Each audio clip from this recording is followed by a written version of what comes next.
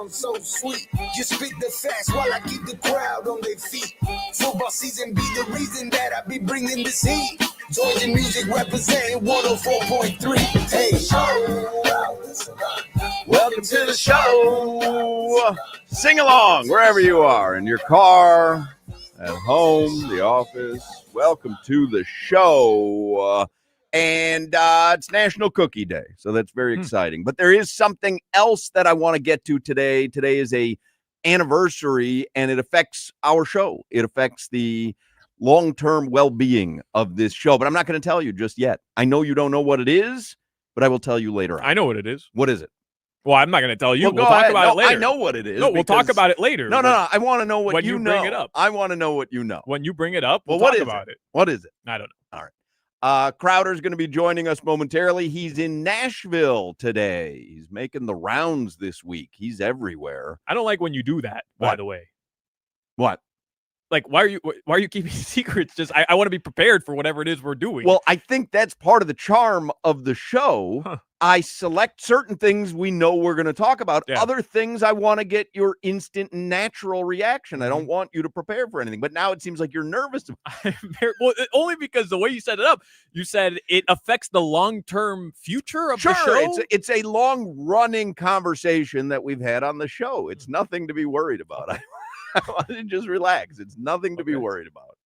Just something I saw on one of my Yahoo emails this morning. I get, a whole bunch of updates and newsletters in the morning, a little something that jumped out at me. And I said, oh, that's show related, but I'll get to it. Okay. And I want to wait till Crowder signs in as well. So you okay? No, I'm good. All right. You seem a little nervous, a little shook.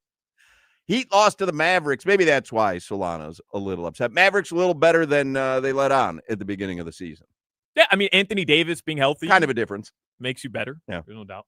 How was Cooper Flagg last night? He's good. Yeah. Yeah, I mean, it's not like he had a, prime LeBron performance or anything. But he doesn't look like a rookie out of sorts. No, he's going to be legit. Yeah, he'll be an all-star. We have an MLS championship match in a couple days here in South Florida. I don't know if South Florida is feeling the type of excitement that maybe it should be feeling. I know Saturday afternoon, that place is going to be crawling with local media and fans and soccer luminaries, but there is a championship match this Saturday. You should be either at Chase Stadium or in front of a television watching it Saturday at 2:30. It's on Fox. Oh, there's Crowder in Oh, look at that. Jimmy saw me. Jimmy, you were holding out on me for 2 minutes. That's a good-looking hotel you got there, Crowder. That's a nice-looking convoy. Yeah, it's connected right to the stadium, the Vanderbilt Stadium. This is a nice one. Oh, is that where you are? Yes, we might be doing Diego Pavia, the potential Heisman Trophy winner. Very exciting. Now, why would that guy risk his future by saying the wrong thing on the pivot? That seems like a terrible decision by him. Well, or you could look at it as he will up his value by letting people know who he is. Well, obviously, that's what you guys sold him on. I'm imagining only negative things can happen by him appearing on the pivot. Because what happens is you guys put people at ease, and then all of a sudden they just feel like they're chopping it up with the boys, and then all of a sudden they've said something that ruins their long-term career. I don't think you trust me enough. No, I trust you because anything you do like that it's not nefarious. You just literally you don't realize sometimes the ramifications.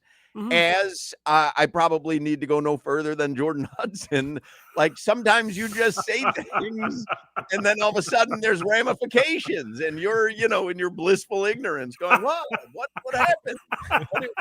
We're getting DMs and we're getting DMs trying to get you in further trouble. And I'm disconnecting relationships that I've had for years. Yeah. I almost fought my Uber driver. Why? He was real nasty. Really? Yeah, he wanted to drop me around the corner. I was like, take me to the front. He was like, well, this is the address. I said, bro, you can see the hotel. Like, we're looking at the hotel entrance, but the exact address was the corner. And it's cold as hell up here, man. It's like 30-something degrees. And I'm like, I'm not getting out. He was like, got to give him a 1-star rating. This is the address you sent me. I said, bro, right there, the Marriott. Take me there. This is the address you sent me. Okay. Do you really want to do this? Right. You want to play this game? And he kind of looked at me, and I gave him the serious face, and he drove me up to the front. He knew the Hully Gully was coming. Don't come with the flim flam, because I can go back. I can go back to 05, sir, if you really want me to. But this is on you, and I got to be honest here, Crowder. I gave this entire show. I gave everybody who listens, the cheat code to an Uber driver and to being a passenger as an Uber. Tell them you drove Uber. Get in the car, and your line every time you get in an Uber. Busy day today, huh? Is it moving? How's the app going? They're going to turn around. They're going to say, oh, you drive Uber? Yeah, I used to drive Uber a couple of years ago. Busy day? That lets them know you're in the know? Busy day on the app today, huh? Is it moving? How's it been the past couple weeks? How's the course playing, as a matter of and I'm telling you, Crowder, I am telling you, just make up stories about driving Uber. Yeah, I used to drive in South Beach. I hate picking up drunk people. I mean, they're literally going to do whatever you ask them to do. You're going to get a 5-star every time. Why do I got to make up stories, though? Just take me where I want to go. How about I put in the hotel, take me to the hotel? Why do I got to make up a story? So the guy's not doing me a favor. This is his job.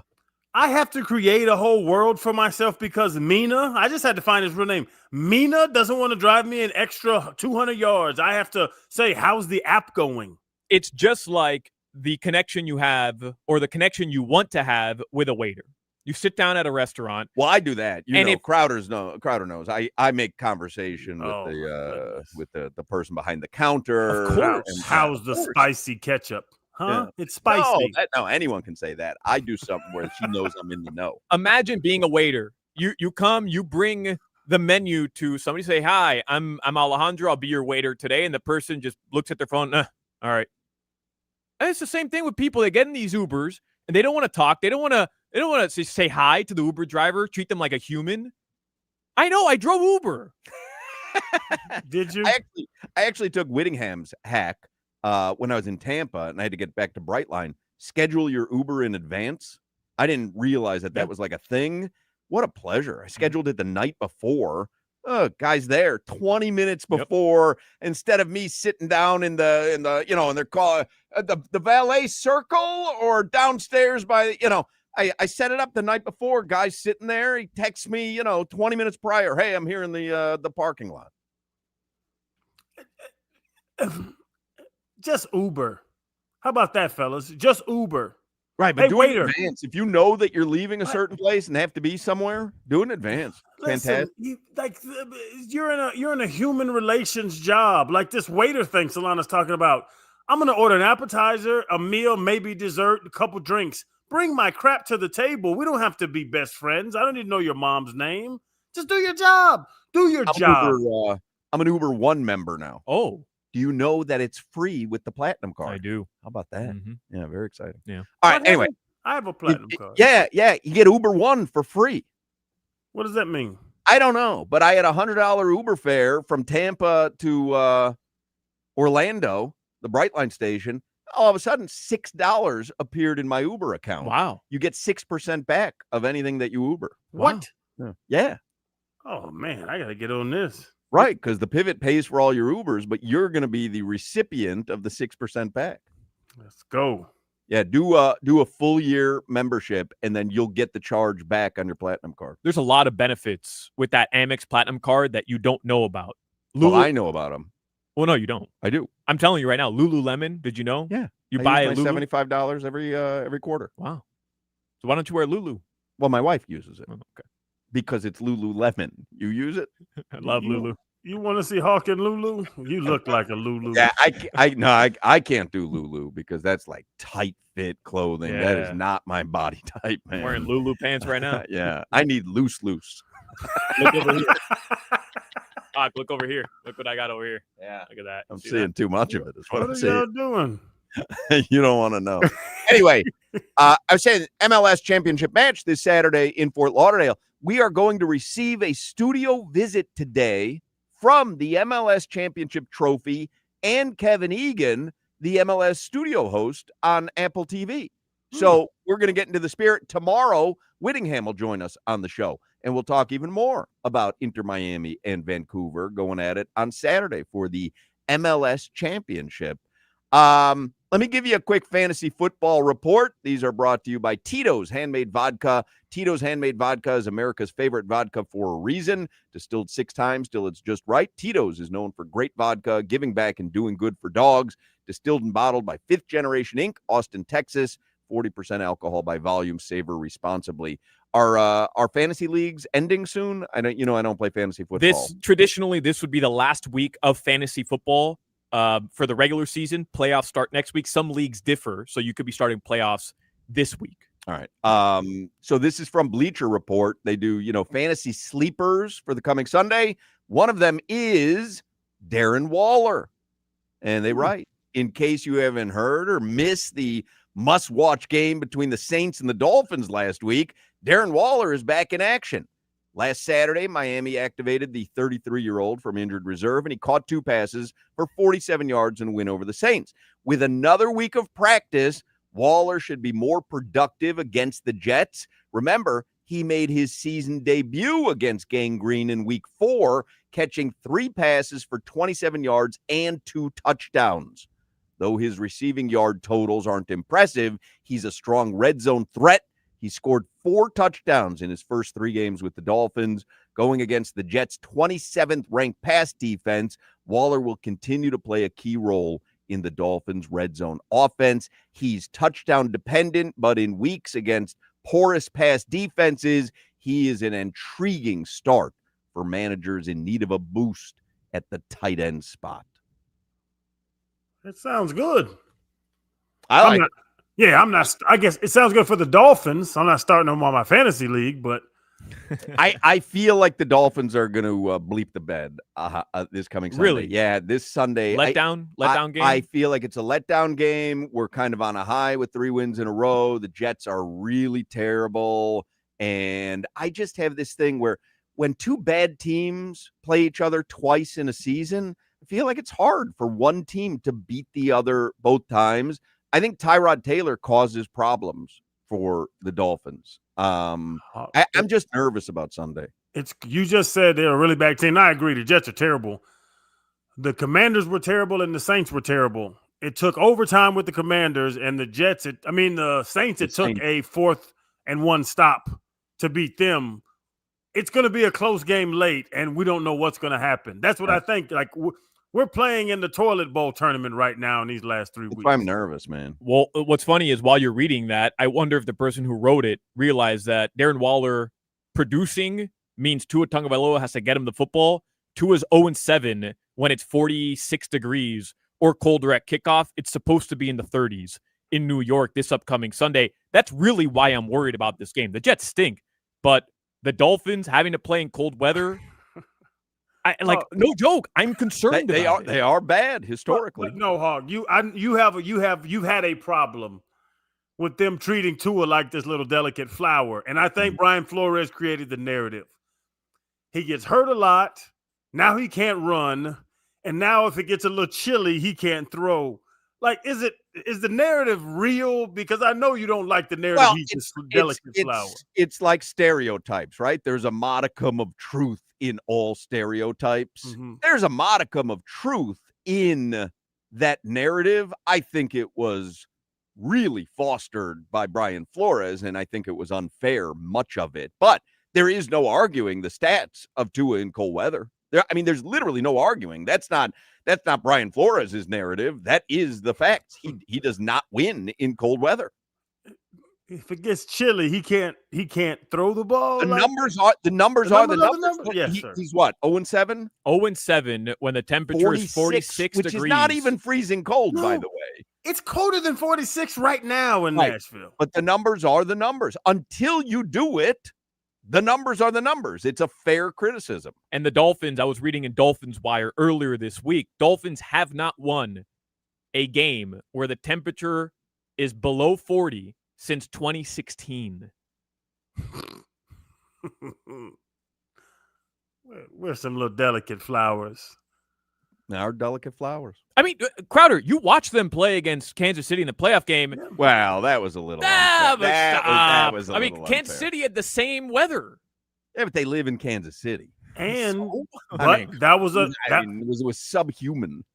Was that Wasn't that the Tua underthrow by a 15-yard game? To Tyreek Hill, and Tyreek Hill had to come back, catch it, and outrun everybody because everybody was freezing their ass off. That was the only touchdown the Dolphins scored in that game. The only points they had in that game. Like, they didn't play well. Last year, Green Bay, remember? On Black Friday? You can give 7 examples of Tua losing in the cold, and you can give 0 examples of him winning in the cold. Like, it is fact.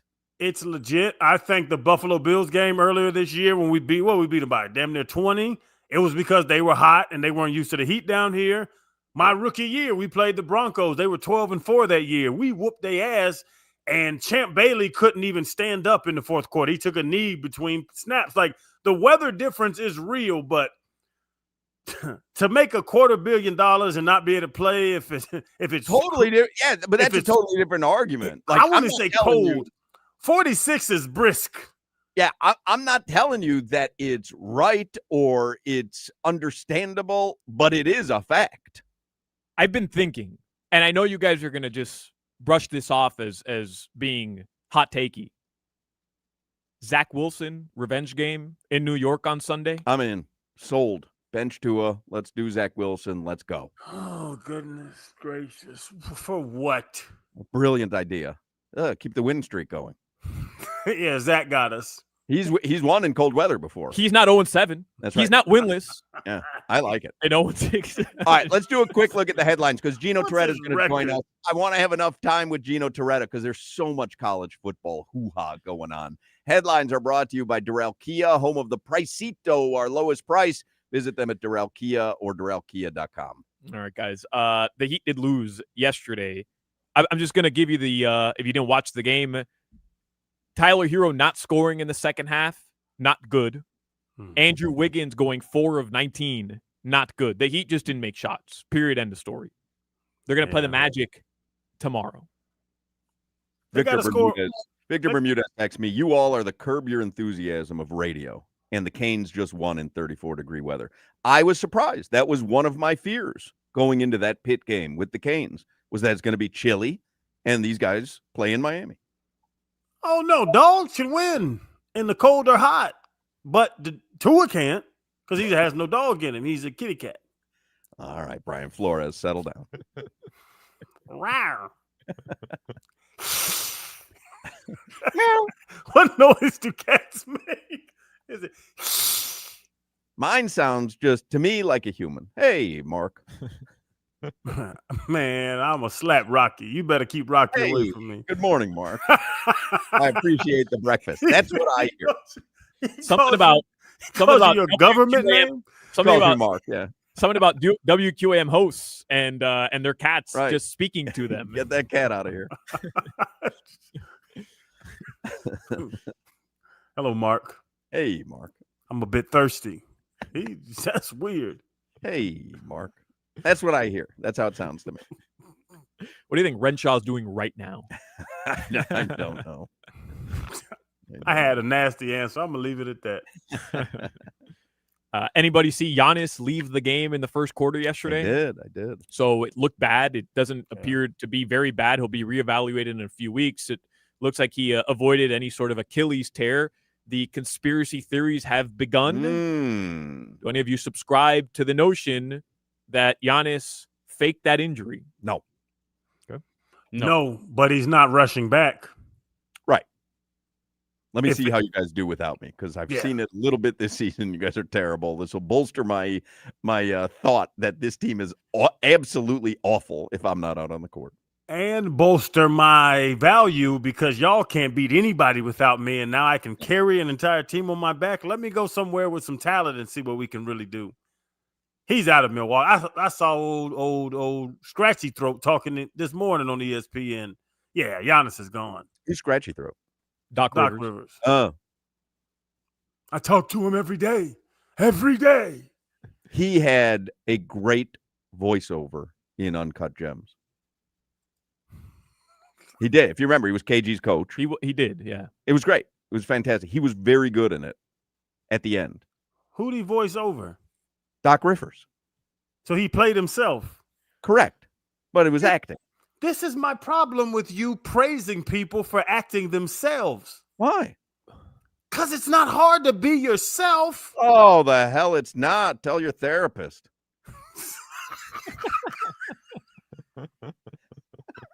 But did Doc Rivers act in that movie, or were there just cuts of him coaching that they use? They repurposed. No, I don't even think they use cuts of him coaching, but they did have him do a voiceover at the end. Yeah, but I'm saying there were. I think he was Look in the at movie at KG. time. Look at KG.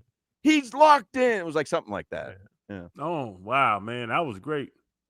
Giannis next team odds are available, and I also have, according to Bleacher Report, a potential trade package that would involve the Heat and the Bucks. We can get to that a little bit later. Devon Achane is the November AFC Offensive Player of the Month. Oh, deservedly so. Congrats to him. Your weather in South Florida. Oh, the Florida Panthers play the Nashville Predators. That's why Crowder's in Nashville, actually. He's going to go. Oh, look at you. Big Panthers fan. I thought it was here. It is. Amerant Bank Arena. Damn. I flew all the way up here. I did that for a Canes Notre Dame game once. You did. You booked a suite for the Canes Notre Dame game. I did. At the Watsco Center. That's right. No issues getting it. I had no issues. They said, sure, it's yours. Game was in South Bend. Imagine my surprise. Man, this parking lot is empty. Your weather is sponsored by ChillZone AC, featuring reliable root AC systems. Visit chillzoneac.com. Cloudy in South Florida. It's in the 80s. Right now, actually, 80 degrees. Tonight, the lows will be in the upper 60s. That's your weather. Gino Torretta will join us in the next segment. And who else is coming on today? Rob Pizzola in the 4 o'clock hour. Rob Pizzola. Kevin Egan in the 5 o'clock hour, along with the MLS Championship Trophy. So we got a loaded potato for you on National Cookie Day. If you're struggling to find the perfect gift for the holidays, allow me to suggest International Jewelers Exchange. Everybody loves fine jewelry and watches. With over 40 years in business and 3 convenient South Florida locations, they really are your jewelry superstore. More than 150 individual jewelers at their locations. They're all family-owned and operated. Come see for yourself. If you've never stepped foot in the International Jewelers Exchange before, think of it like this. It's not just like walking into a traditional jewelry store.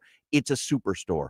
There's more than 150 individual jewelers. Like I said, all family-owned and operated. It's under one roof. You literally will be able to find anything for anyone on your list. You have someone who loves timepieces. They have every watch you've ever dreamed of. You want to custom design a piece of jewelry for someone, which is a fantastic gift. There's no problem at International Jewelers Exchange. You're not dealing with salespeople. You're engaging with jewelers with over 50 years experience, and the prices are wholesale to the public. You'll see items at up to 70% off retail. So come see for yourself. You can shop in Aventura. It's a block south of Aventura Mall. You can shop in Boca Raton. It's a block west of the Turnpike on Glades Road. And you can shop in Boynton Beach at the corner of Military Trail and Boynton Beach Boulevard. Happy holidays from the International Jewelers Exchange, unbeatable by design. This is Hoch, Crowder, and Solana. I used to spray paint raccoons and see if they come back in my yard after I catch them. It's a great move.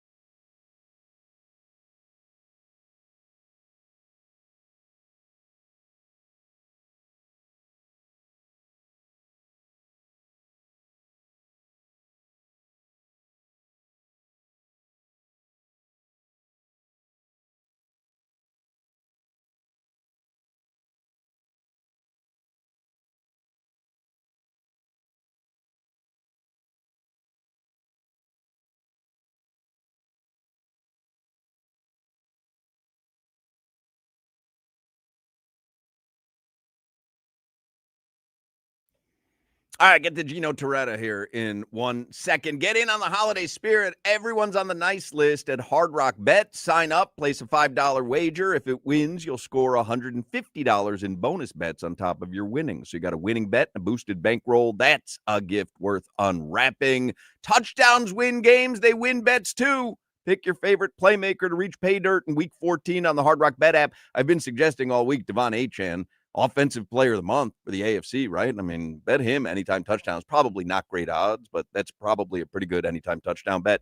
Don't let injuries steal your holiday cheer. Bet the Week 14 games with injury insurance. If the player you bet on exits the game in the first half due to injury, you'll get your bet back as a bonus bet. In fact, that happens in basketball as well. If you had Giannis props last night on the Hard Rock Bet app, you got your money back as a bonus bet, or if it was part of a parlay, they just wipe out that part of the parlay. So that's a really good feature on the Hard Rock Bet app. If you're more into the college game, it's not just holiday season, it's conference championship season too. So you can join the Hard Rock Bet app today, get your action in, and step in the cage. Bet on the biggest names in MMA with 22% profit boosts for the 323 fights on Saturday. So, of course, download the Hard Rock Bet app today. It's offered by the Seminole Tribe of Florida. Must be 21 plus and physically present in Florida to wager. Terms and conditions apply. If you or someone you know has a gambling problem, please call 1-833-PLAY-WISE. Gino Toretta is on the Toyota of Hollywood hotline. And before we talk football, I remind you the best place to get geared up for the holiday season with Canes or Dolphins merch is Caneswear in Davie or online at caneswear.com. Gino Toretta, the Heisman Trophy winner, he joins us on Thursdays, courtesy of the local 519 Plumbers Union in football and in life. It's about being on the right team. Join the winning team at local 519 Plumbers Union, a proven path to a strong career. Visit plumbers519.com. There is Gino Toretta, a proud Miami Hurricane, but also a fair and balanced college football fan. Please don't say that. I don't want to be associated with that Nobody network. uses So fair and I'll balanced. think, Nobody uses fair and balanced on that network anymore because it's obviously not. fake news. Hey, do the Miami Hurricanes belong in the college football playoffs? Yes. I think the disappointing thing is, one, the ACC having tiebreakers, and the first tiebreaker isn't, hey, how about we get the two highest ranked teams in the game? I mean, it's just like, if you got a tied conference record, these conferences are so big now, you're not going to have played everybody in your conference. So it makes no sense to say, hey, these supposed experts, and you can, listen, AP, coaches poll, whatever, CFP, whoever's deemed an expert, take those three, average, we're going to get the two, highest ranked teams we can in the game. And it's amazing. I mean, the Big 12 screwed themselves years ago when they had the TCU and Baylor debate, and they kind of nominated one to make the playoff, and the playoff committee liked the other one, and they didn't get either one in the playoff. And it just, one, that really has kind of put UM behind the 8 ball. And then you have the love for Notre Dame, which, that's years and years. But I'm really like, the quote, Notre Dame had a strong win against Stanford. I'm like, strong win against Stanford. Like, nobody's ever gone to Stanford, who's 4-8, by the way, at the end of the season. They're 4-8. They won 4 games. Nobody, and I mean nobody, has ever gone to the Farm and said, boy, Stanford's one hell of a tough place to play. I mean, nobody. I mean, maybe Marino his rookie year when he had to play there for the Super Bowl, but nobody's gone in that stadium and be like, damn, this is intimidating. I mean, I broadcasted a game there. I God's honest truth. USC played there when they had Addison, Caleb Williams, and these stars. And I'm like, you know what? That'll be great. We'll get USC, get them on the touchdown radio schedule first game of the year. Stanford's not even in class.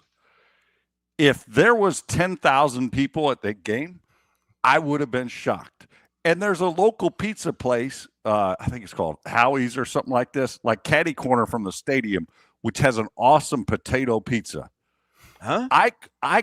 They thin slice potatoes, and they put cheese. You're nodding your head, Solana. Have you heard of that? I've had a potato pizza before. They are phenomenal. They blanch the potatoes. Anyway, it's phenomenal. I called the pizza wait place. Wait a second. No. I can't, They blanch them. I can't. I don't know what blanch is. What is Blanch that? is water, hot water. Like You a cook bath? the- You give the It's potato not a bath? raw potato. You got to cook the potatoes some, like Right. boiled potatoes, like you mash potatoes. You got to cook them. So you slice them, then you cook them a little bit, boil them. Then they put them on the pie. Then you basically have toppings like it's a baked potato, like the cream cheese, bacon bits. It's like bread. It's like carbs upon carbs. But the point, I called the pizza place. Well, wait a Now, second. No, this go ahead. place, hold on. This place is 100 yards from the stadium, catty corner. Now, at Camino Real, it's a crazy parking lot, all that stuff. I said, hey, we're 3 hours before game. Nobody's at stadium. And I mean nobody. I said, can you deliver a couple pizzas over to the stadium? He goes, yeah, what gate are you at?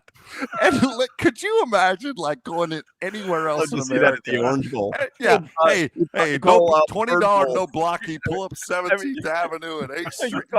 You call Bull Bar back in 1986. Do you guys deliver? Yes. Where do you want the cocaine? Gate 11. But like that is a strong way. I just shake my head at some of the stuff. Now I will say this: what the committee said, they reserve the right to re-rank everybody at the end, and I think they're saying that because last year they basically put everybody that got in the conference championship game in the playoffs, and I don't think you can continue to do that because if somebody gets boat raced, and I'll say, let's say Alabama gets boat raced by Georgia, they're going to have 3 losses. Now, granted, I know your conference is tougher than anybody's in the country, but man, you got to think hard and fast of not saying, you know what, you're not good enough to make the playoffs. That's your 3rd loss, and you just got boat raced on your conference championship game. And this is my end because I'm a honorary Gator. I mean honorary Cane because I'm doing the right thing. BYU. Honestly, I'm not even cheering. I'm just saying the right thing. It goes Notre Dame 10, BYU 11, Canes 12. If Texas Tech, which I believe they're about to beat the hell out of BYU because they already did this season, now and Notre Dame are right next to each other in the rankings. You have to jump Miami with the head-to-head. I think that is the most rational way to look at it. You have to. And I will say this. We are all – now, I know you used to be a Dan Mullen fan when he was coaching the Gators, but we are all Dan Mullen fans this weekend. And I'll tell you why. Dan Mullen plays Boise State. They're the only team that played either Miami or Notre Dame. And if Dan Mullen beats Boise State, what is the committee going to say? Well, I guess Notre Dame's schedule is not as hard as we thought it was because Dan Mullen in New Mexico just beat Boise State in the conference championship game. I mean, so to me, I'm like, okay, I have more eyes on that game than the Big Ten or the SEC because that could and may have more effect on Miami than any of them. This is crazy. Exactly. It's crazy that we're talking because you want the top 12 in. You know, people say, well, if Duke wins the ACC, really, you're going to put a 5-loss team in the playoff? Come on, dude. I like, you know what?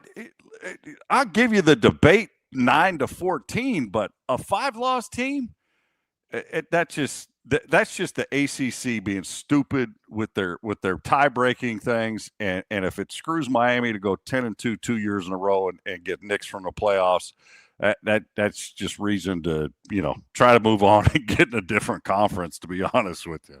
Well, that's what I was going to ask you, Gino, because I'm seeing a lot of, I don't want to call them overreactions. I think people are reacting properly, but like some of the steps to me are unrealistic. Miami leaving the ACC this summer, unrealistic. I wouldn't expect that to happen in a million years. But what about not scheduling Notre Dame, literally canceling the game with Notre Dame next season, not scheduling UF anymore in the future?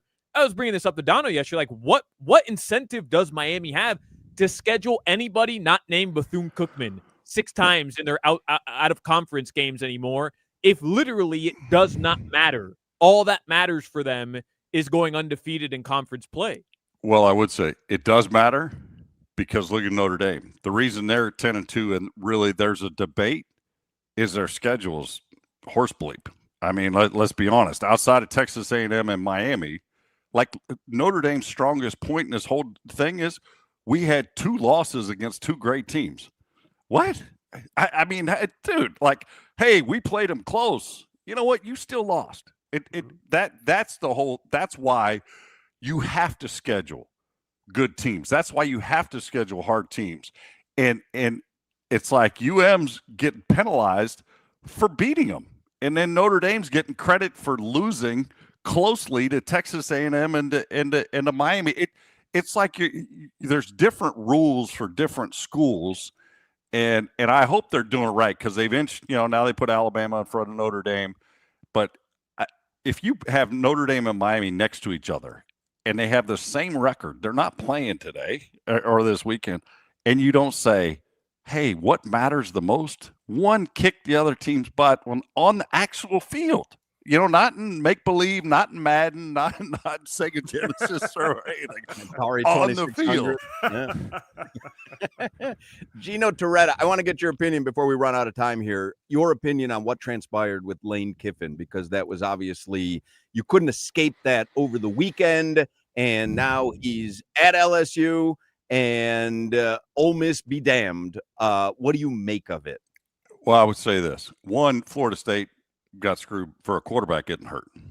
And you can't tell me that Lane Kiffin's not a big reason of plays being sent in for a game. So, I would say that's more important to my team, the guy calling plays and the guy being the head coach on the outcome of a game and game planning than just the starting quarterback. Now, I don't know if it's in Lane's defense, the college football calendar is broken. How there's kids right now that are committing, and then the transfer portal opens the week before the national championship game, and then you have coaches that are leaving, the recruiting cycle is off. It makes no sense. I mean, the NFL, at least they say, hey, you can't poach your coaches in the middle of the season. Like if you're a player, think about it, you're at Ole Miss. You've had the best season that they've ever had. You have a legit chance to win a national championship. Chambliss, the quarterback, I told you when I did him twice early in the year, I go, this kid is legit. They have talent all over the place. And at the end of the season, you get there to play for it all. And your coach leaves, your OC leaves, but now the OC is going to come back and call plays. It's just like college football. There's a lot of smart people in this world that I think they just need to fix this stuff. And the calendar has to be set. Either the transfer portal doesn't open, until the second semester, or you move, Jimbo Fisher's like, move the games up, have everything done January 1st then. And then you have recruiting, signing day, transfer portal, everything in the same time frame. But there's no good way to leave a school. I mean, listen, Jimmy left. I think it was after signing day, my redshirt freshman year, and obviously people were disappointed. Dennis left a couple years after. There's no easy way to ease a school and timing it, but timing should be after the season's over part with. Of it. Timing, like the NCAA has to at least do something so that this something. I mean, look at like I was reading an article, Penn State's recruiting because they haven't signed. Apparently, they've gone after guys and they haven't gotten who they've wanted to. Their class is ranked 250th or something, some crazy number. Like they're ranked below West Georgia because recruiting are getting called by a school nurse. There's no one. There's no one there. It's the guy who fills the vending machines is also in charge of filling the roster. Hell, you know what? I raised my hand. I'm bringing Channing. I think you know what? We'll just take like $1 million each. Channing. We'll just go up there for $1 million each. Crowder could recruit at Penn State, man. His dad. Gino, when you get that job, bro, you got my number. I know. Hey, there's a lot of good people. We ain't that greedy. We ain't that greedy. We don't need 13 a year. You know, one or two. One or two. We'll come Don't coach you. forget your old pal Mark. You know, meet at the tavern trying to get served. Hey, they changed. They get changed. all You the know, I would freebies. say you're the sports information director, but they changed those titles now. I think it's directors of strategic communication. Yeah, make is me the that. Yeah, make me okay. that. All right, you're that. You're that. Make me Gino that. Toretta. You can hear him every Thursday with us, courtesy of the local 519 Plumbers Union. With all the changes in how America does business, you can count on one thing: the union-trained plumbers of Local 519. Join a winning team today with Local 519 Plumbers Union, a proven path to a strong career. Visit plumbers519.com. Thank you, Gino. Have a great weekend. All right, guys. You too. There you go, Gino Toretta. We will take a break here, and we will come back with more Hochman, Crowder, and Solana. Y'all have to make this year the year you finally get that beautiful Cadillac you've always wanted. I was just over there at Ed Moore Sawgrass Cadillac. My wife's IQ needed a $15,000 service. They called me a couple days ago and told me, come on down to Ed Moore Sawgrass Cadillac, get it serviced. She said that the headrest was dirty. They cleaned it up. I'm telling you, Ed Morris is amazing, and you have to get a vehicle from Ed Moore's Cadillac during the Road Ahead sales event. That means you get all the savings on beautiful Cadillacs, and right now you can get behind the wheel of a 2024 Cadillac Lyrics or XT4. You choose, and it's only $319 a month. Or imagine how much you will be saving on select 2024 Cadillacs with only 3.9% financing. And my man Teddy Morris, my man Chris Atkins down there, my homeboy Dennis, they're going to throw in $1,000 purchase allowance just because they love their customers. You got to make this year the year you get that Cadillac, whether you're driving to the game, going to pick the kids up, going to the grocery store. What if you got a hot date? Now you will be riding in style up to that front door to pick up your hot date in a Lyrics or XT4 for only $319 a month. Financing as low as 3.9% plus a $1,000 purchase allowance. Get ready for the road ahead at Edmore Sawgrass Cadillac, and always remember, it is a great feeling to be backed by Moores. You're listening to the Hoch, Crowder, and Solana Show. You guys see new Mozart is dropping soon? He's dead.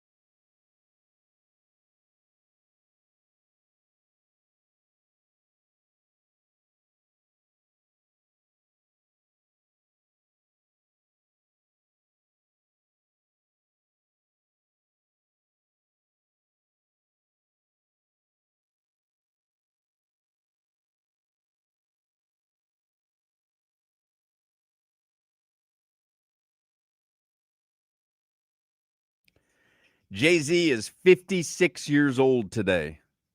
Jay-Z is my age. He's got better doctors.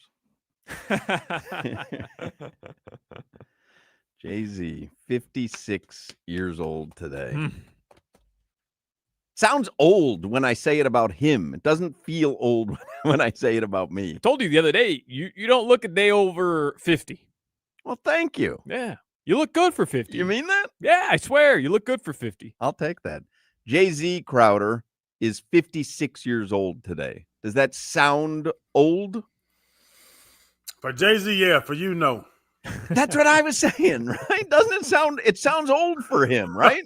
It does, because he's rapping hip and He's everybody still knows. partying, and he's got Beyonce. You know what I mean? I got that old bag up in Boca, drain in the bank account. You don't say that. I think she's out with her friends. I hope she's out with her friends. I'm just teasing you, old bag. You, if you're listening, the old bag of 56-year-old bones. But those old rappers now. It's an expiration date on rappers. You can't be old talking trash. Can he perform anymore? Like, you see Busta Rhymes is still out there. He's got to be 55, 56, right? More. I think Busta Rhymes is older than Hoch, right? Yeah, he got to be.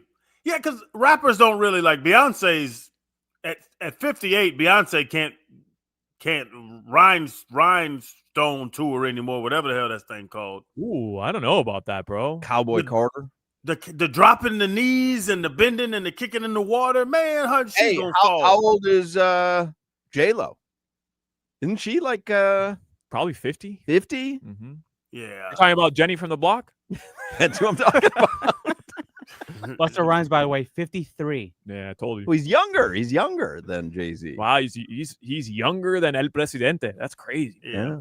Well, I saw Lil Wayne at the Amarin Bank Arena. I didn't bite on Hove.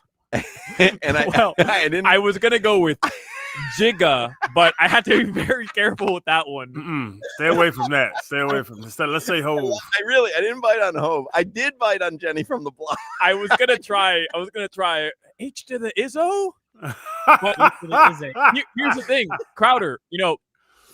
Jay-Z, he's got Hove, and you throw up the Rock Nation thing. What do you have? Like what's your thing? Me? Yeah. Oh, what is my? I got Coke Zero. Today I have Diet Coke though. Unfortunately, hold up a Coke Zero. That's my thing. Oh, you've got Coke Zero. Is that cherry? That's cherry Coke Zero. Well, once again here at the radio station, I know how things work. Our vending machines, they have sensors in them. This isn't old school. Remember the old machine at QAM that literally was like. I mean, the guy worked at the station that filled it up. Had like a hand crank to get something out of it. These are digital machines. There's sensors in there. I guarantee you the guy can log in at any time on an app and see what's missing out of the machines. How the guy, the crushed grapes are multiplying and the Coke Zeros are empty. I mean, row after row. The guy could take 20 minutes out of his schedule, wherever he is, and make an extra however many dollars by restocking the Coke Zeros. I'm buying Diet Coke. I'll tell you how many dollars. Hawk, about $30. Well, listen, I didn't tell him to get into the vending machine line of business. You want him to drive down from Wellington. Yeah, do your job. To make $30. That's right. Do your job, Wellington vending guy. Do your job. Everything else is loaded, but Coke Zero's in that machine. Jamie Eisenberg texting in, I thought you were 66. That's why that guy doesn't come on anymore. That's my age. How old is Pusha T? Jamie's got two jokes. Kobe Fleener and Colin Newell. You would think after a couple of years. Both of them have a shelf life. But you would think after a couple of years of us not bringing him on, like he'd come up with some new bits. Right, new material. Hey, new material, Seinfeld. All right. Let's get we have a lot of stuff to get to. In the 4:00 hour today, Rob Pizzola is going to pick some winners. In the 5:00 hour today, the MLS Championship Trophy going to make a visit here, along with Kevin Egan from Apple TV. One other thing. The Welcome to Rockville Music Festival returns to Daytona International Speedway May 7th through the 10th, featuring Guns N' Roses, Foo Fighters, My Chemical Romance, Godsmack, and more. We've got a chance for you to win a pass for all 4 days. Huge prize. Today's code word is chaos. So text the word chaos, C-H-A-O-S. Text chaos to 20357. That's 20357. For more info, you can go to WQAM.com. Tickets are also available at welcometorockville.com. It's a text contest. Message and data rates may apply. Do not text and drive. Real quick look at the headlines brought to you by Durrell Kia, home of the Pricito, our lowest price. Visit them at Durrell Kia or DurrellKia.com. I'd like to try something different for headlines, if that's okay with everybody. Yeah. Musically? You're going to do it musically? Yeah. Like how different?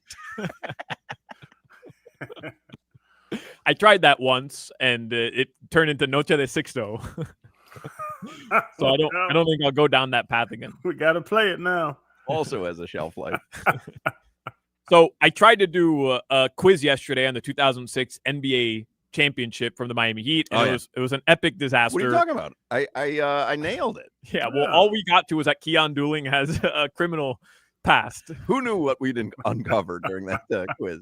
So I'm going to, instead of coming out with my own quiz, I just stole one from The Athletic. All right. Okay. I'm in.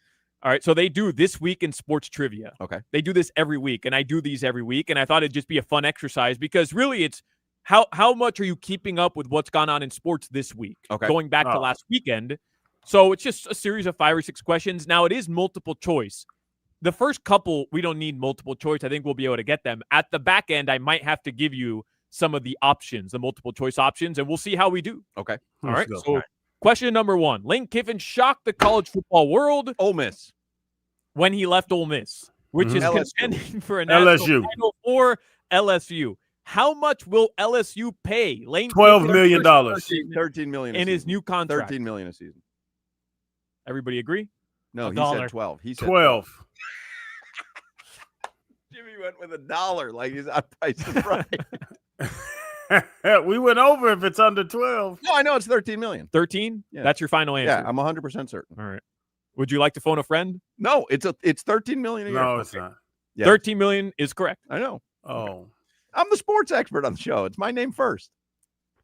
The LA Clippers announced early Wednesday morning they had parted ways with Chris Paul. Mm-hmm. Paul is number 2 on the NBA's all-time assist list. Who does he trail? Assists. Steve Nash. Oh, you may have that. No, John Hornacek. No, it's John Stockton. John Stockton. John Stockton. Yeah. Jeff Hornacek. Mario Chalmers. No, it's Stockton. Stockton is correct. I'm 2-0 on this. Devin Williams, a once dominant reliever, good luck, who struggled with the New York Yankees you meant last Delvin season. Williams, the guy who also had the rushing thing. Yeah, no, but this is Devin Williams. Devin Williams, say it again. A once dominant reliever who struggled with the Yankees last season, has a new team. Who signed Devin Williams? Brewers. No, the Mets. The Mets. Yankees. Mets. The Mets is an option. Yeah, any baseball team is an option. Well, no, there's 4 teams. Oh, It's- the Mets. Braves. that's your final answer. 100%. Braves. Wow. You're good at this. I follow attention. Blue Jays. I follow There attention. you go, ladies and gentlemen. His name is first on the show. I follow attention. The Big Ten championship game will feature Ohio State and number 2 Indiana, the first game that has been a 1-versus-2 matchup since 2006. What teams faced off in 2006? Michigan and Ohio State. Notre Dame. They're not in the Big Ten. Ohio State and Penn State. I didn't hear that. Ohio State and Wisconsin. Ohio State and Michigan. Michigan and Penn State. Michigan and Ohio State. Ohio State and Michigan. Final answer? Final answer. Mm-hmm. Correct. Yeah. 4-time Pro Bowl lineman Frank Ragnow would plan to come out of retirement to join the Detroit Lions, will not retire after all. Why? He Will failed not his retire? physical. But that's an option. Is that true? That is Failed that's his correct. physical. Correct. Failed his physical. Holy crap. I can't believe you have a subscription to The Athletic. Cowboys owner Jerry Jones. I call the Athletic the firewall. Oh my God! I mean, I have never read an article on the Athletic. I send you guys links all the time. Hey, I can't open it. Yeah, they firewalled me. They have that little $4. pop up. Cowboys owner Jerry Jones said he actually tried to land mid-season acquisition Quinnen Williams earlier. Who did Jones offer to trade to the Jets? Micah for Williams? Parsons. Mm-hmm. 100% final answer. Correct. I know. Yeah. Wow. This is not going the way you thought. You thought we were going to get exposed. Well, Yeah. here we get to the slalom race. All right. And this is why I don't subscribe to the Athletic. Mikaela Shiffrin won her Uh-huh. third straight World Cup slalom race over the weekend, showing she is in top form ahead of the Olympics. How many Olympic gold medals has Shiffrin won? 21. 7. Well, the options are 1, 4, 3, or 2. 4. 7. 4. 4. Final answer. Final she's, answer. she's in her late 40s. What does that have to do with anything? She's been doing it a long time. Okay, Yeah. 4. Final answer? 3. Incorrect. Mm. 2. I don't know if she's in her Well, late 40s. you're eliminated. All right. Legendary basketball broadcaster Dick Vitale will call his first NCAA tournament game in March. Who will he be paired with? Charles Barkley. Yeah, that's an easy one. Mm-hmm. Final answer. What NFL legend? I mean, I thought this would be done by now. What NFL legend has a niece who was drafted number 1 in a professional softball league's expansion draft this week? Tom Brady. Oh, he's an option. Really? Yeah, Tom let's just Brady. get this over with. Tom Brady. That's correct. Wow. Maya Brady. Wow. Which tennis legend informed the Nepotism. International Tennis Integrity Agency she wishes to re-enter the sport's international registered testing pool, Oh, potentially signaling a one comeback of the attempt? Williams sisters. I forget which one, but I saw the article. It's probably Serena. Serena. Yeah, Crowder. We'll let you go on this one. Venus Williams, everybody. Venus, what's up? You should recuse yourself from this one. Yeah, Serena. But she has said she's not coming back, by the way. We got Venus Williams here. Venus, what's up? We scored a 9 out of 10, That is insane. and the only one we didn't know was a slalom That's insane. competitor. Who That's said we don't that's know pretty good. sports? Who That's said? pretty good. That's impressive. What's the All right, slalom? anything else? Anything else? Anything else in the headlines? Slalom sounds Somebody like keeps texting in. Several people do. Hoch, you're killing me. I'm trying to drive from Orlando to drop you guys bikes at the toy drive. When's the date? Do we have a date for the toy drive this year, Crowder? We don't have a date yet. All right. Can you work on that, please? I'm working. All right, work on it. All right. Anything else in the headlines? I got an Panthers- email. Yeah, you got email. All right, good. Panthers play tonight, 7 p.m. Try to get a dub tonight, Cats. Come on. In a minute. Yeah. When does it get spicy when we should worry? That's what I was asking. I Plagans was starting to get worried, not with Plagans, but with Goldie. Goldie made me worry. You know, Plagans always kind of toes the company line. Goldie was like, hey, there's going to be, I mean, talk about shelf life. There's going to be an expiration date on the thought that you're going to sneak in. So I'm starting to get a little worried. Yeah. 3 Dolphins players landed in the top 10 for Pro Bowl voting at their positions. Devon Achane, who was the November AFC Offensive Player of the Month. Dang it. I had this for Game Day Uncensored. Well, then Oh, I easy. haven't read it yet. You haven't? No. Well, you know it, though. Well, yeah. I mean, I I know. was I gonna- always know your I Game was- Day I was Uncensored. gonna- I read Dolphins Wire. I was read going to do a quiz. I read Joe Shad. I read I had David my own- Fiones I had every my morning. own quiz. I go to their Twitter accounts too, Hawk. You're not the only one. Hey, by the way, Crowder, when you're working on a date for that, will you also please call Tamara Grant back? What am I? If I get another email, just call her back. I don't know what's going on. That's why you need to call her. Okay. So call Tamara, find a date for the toy drive. Boom. You got it. What else am I responsible for? Try to be here at 2 every day. Yeah, that was a good one. I wasn't late today. The Uberman made me late, So you were late today. but it wasn't on my faults. Well, Not my fault. Did you see him during the? Doster Hustable. Wasn't on my fault. If you look right now, I'm gonna maximize his screen here. You can see Yeah. right behind him, Oh. he has a tray of food. Did you see him during the commercial break, sitting Indian style on his bed, eating like a You're fat telling slob? me you're living my 600-pound life. You're eating off the bed while you lay down. That is pathetic, man. That is disgusting. You're telling me the Pivot can't put you up in a hotel that at least has a table for you We to have a little table. I wanted to relax. eating on your bed?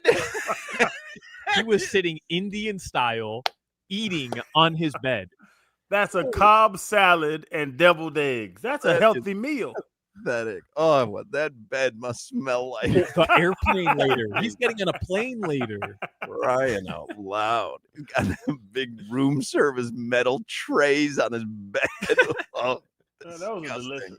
Why does everybody worry about what you eat before you get on a plane? You're not going to be on there for 6 days. You're on there for an hour and a half. Don't eat deviled eggs. What's wrong with deviled eggs? They seep out of your pores? They're deviled eggs. It does. It doesn't. Don't eat anything spicy before the flight. Why not? That's 3 bathrooms on JetBlue. Just use the middle one. Nobody knows.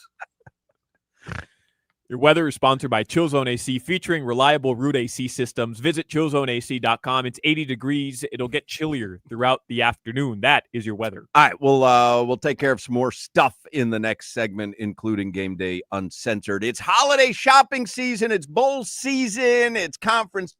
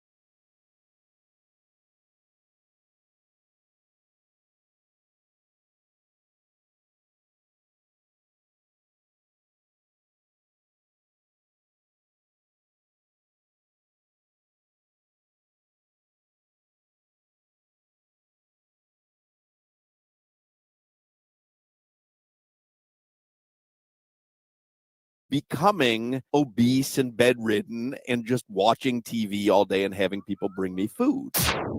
Today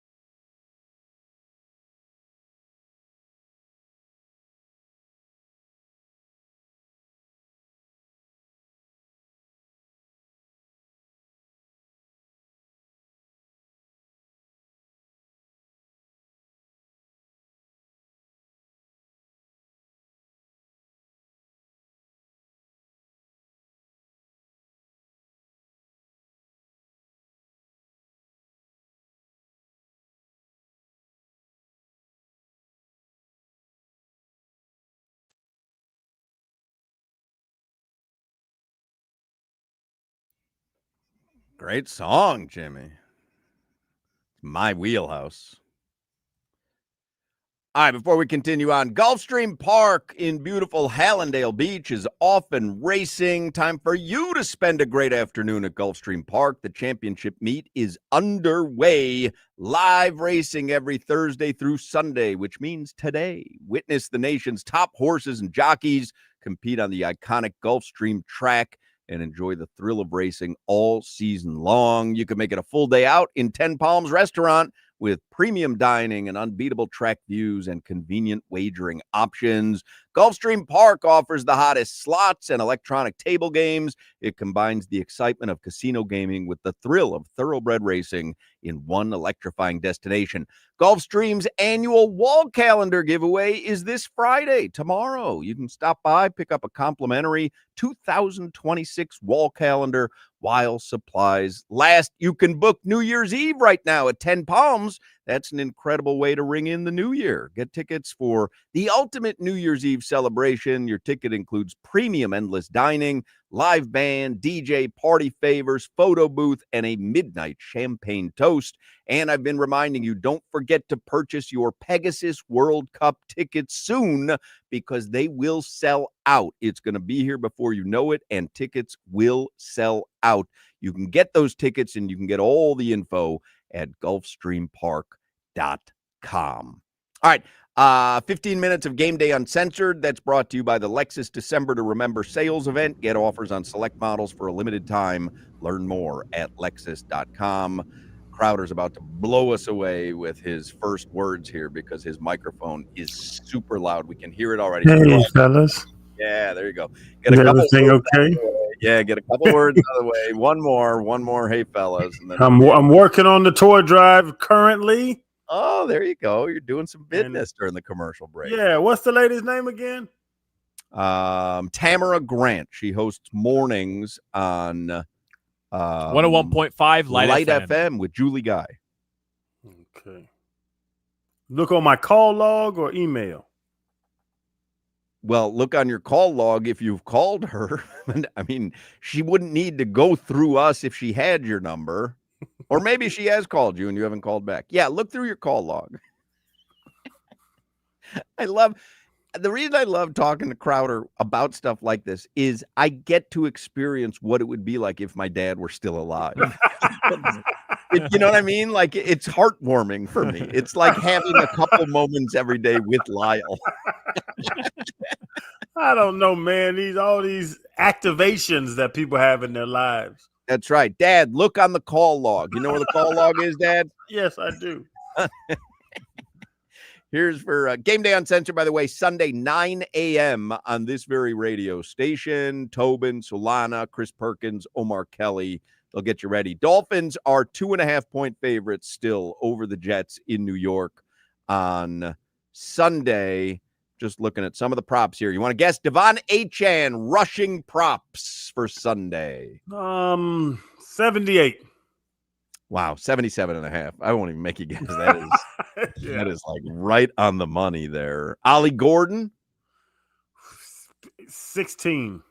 15.5. You are like a handicapper. Tua Tagovailoa. A half. Remember, he flew over last week. He had to have had like 9 or 10 yards rushing, right?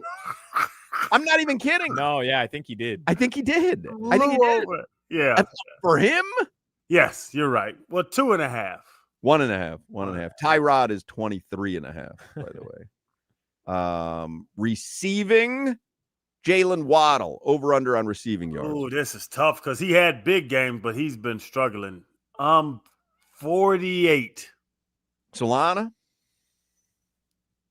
Man, cold weather. I think that factors in 41.5. 63.5. Under. 63.5. Devon Achane, who ended with 0 receiving yards last week. I know that because I had the receiving over prop. 19. 16.5. 31.5. They're expecting an aerial attack. You want to guess Tua's over under on passing yards? 219. 191. 211.5. Split the difference between you two. He had 4 rushing yards, by the way, on 4 carries. Flew over. Flew over. Darren Waller receiving yards. 18? 16.5. 30.5. Under. The hell? What? What? I'm guessing the Jets' pass defense is no good. Well, no, I mean, they traded everybody away. True. I get that, but 30. Devon Achan's going for 30. What did Waller have last week? Was 18. it like 2? Are you sure? Because I read that It thing might have been in the 31. fantasy. Yeah, I think it was up there. Yeah, you're right. And how many did he have against the Jets game 1? Let's see. 2 passes for 47 yards, Waller, against the Saints. He had 47 yards receiving. Yeah. I guess my low numbers are the I don't believe in Tua. Well, I don't think his coach believes in him. I don't think many people believe in him. No, he's going to have 21 attempts. They're going to run the hell out the ball. I think the passing overs are tough. How about Darren Waller anytime touchdown plus 275? That's not bad. I do like that. That's a good one, right? Let me see your Riley Patterson. Over under on field goals made 1.5. Riley Patterson, you're going to ride that all the way to the bank? I've hit that every week, but what's it at now? Because last week minus 105. Wow, no, almost nothing. Nothing. That's I might put that in right now. Well, that's a good bet. No, MetLife, windy conditions. They're not exactly. We know he conducive. can't kick over 35 yards, but he is money from 35 or under, according to you. But he's proven. You know, the Dolphins have only missed 2 kicks in like 52 tries over the past 2 seasons. Is that so? Yeah.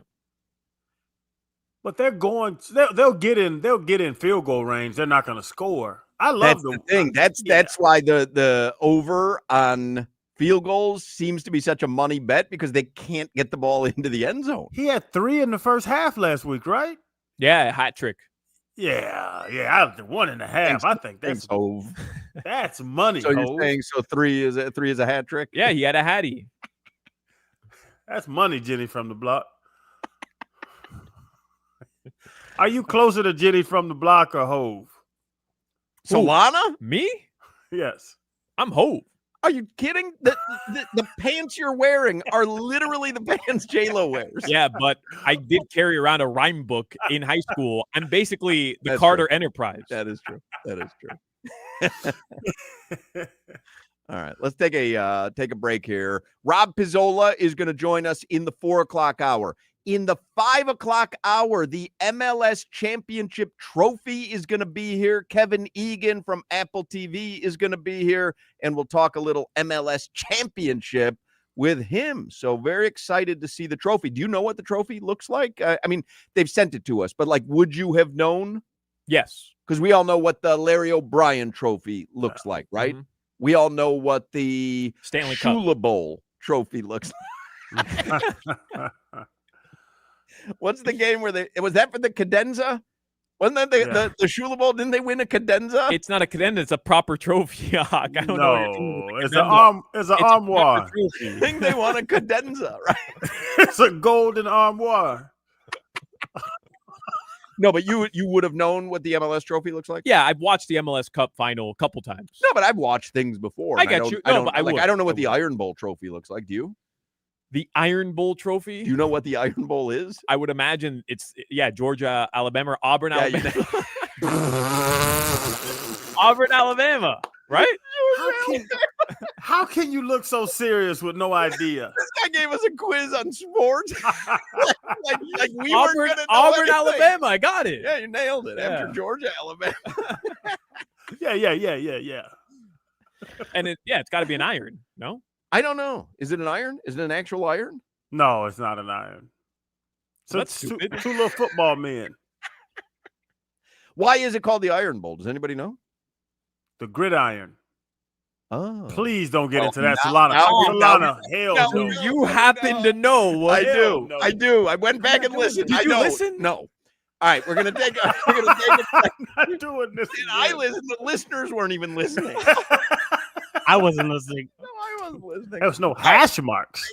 Let's take a break. We'll come back with more Hochman, Crowder, and Solana Does anyone know? This is a great call by one of the YouTube chatters. Anybody know what the vagina looks like? All right, we'll come back in a second. All of this great sports going on. You got basketball, you got football, you got hockey, soccer, you got MMA, UFC. You got all the great things going on. Why don't you watch it at Tootsie's? You can have a best time. You have the games going on. They have dozens of TVs at Tootsie's. They have a delicious food menu, and it's not just some guy with a frying pan in the back. It is a full kitchen, and they're open from noon to 6 a.m. So you have 18 hours a day of wonderful food, of great drink specials, of beautiful entertainers. I've been going there since 05, over 20 years, and the entertainers are always beautiful. And you can watch all the games. You can't beat Tootsie's Cabaret. Noon to 6 a.m., you got food specials, $100 bottles. You have half-price drinks until 8 p.m. every single day. They have a sports bar in the back with pool tables, ping pong tables, 4 spacious full liquor bars. You can't beat Tootsie's Cabaret. And on game days, the Hard Rock Stadium's right around the corner.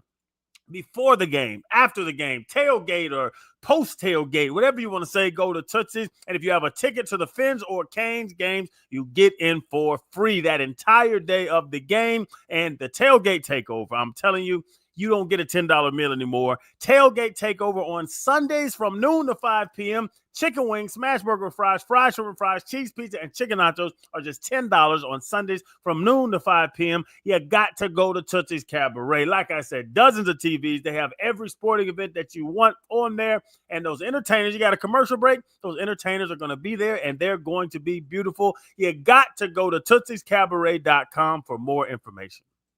This is Hoch, Crowder, and Solana. I have a package Corn of dogs. frozen corn dogs in my freezer right now as we speak. I'm sorry to hear that.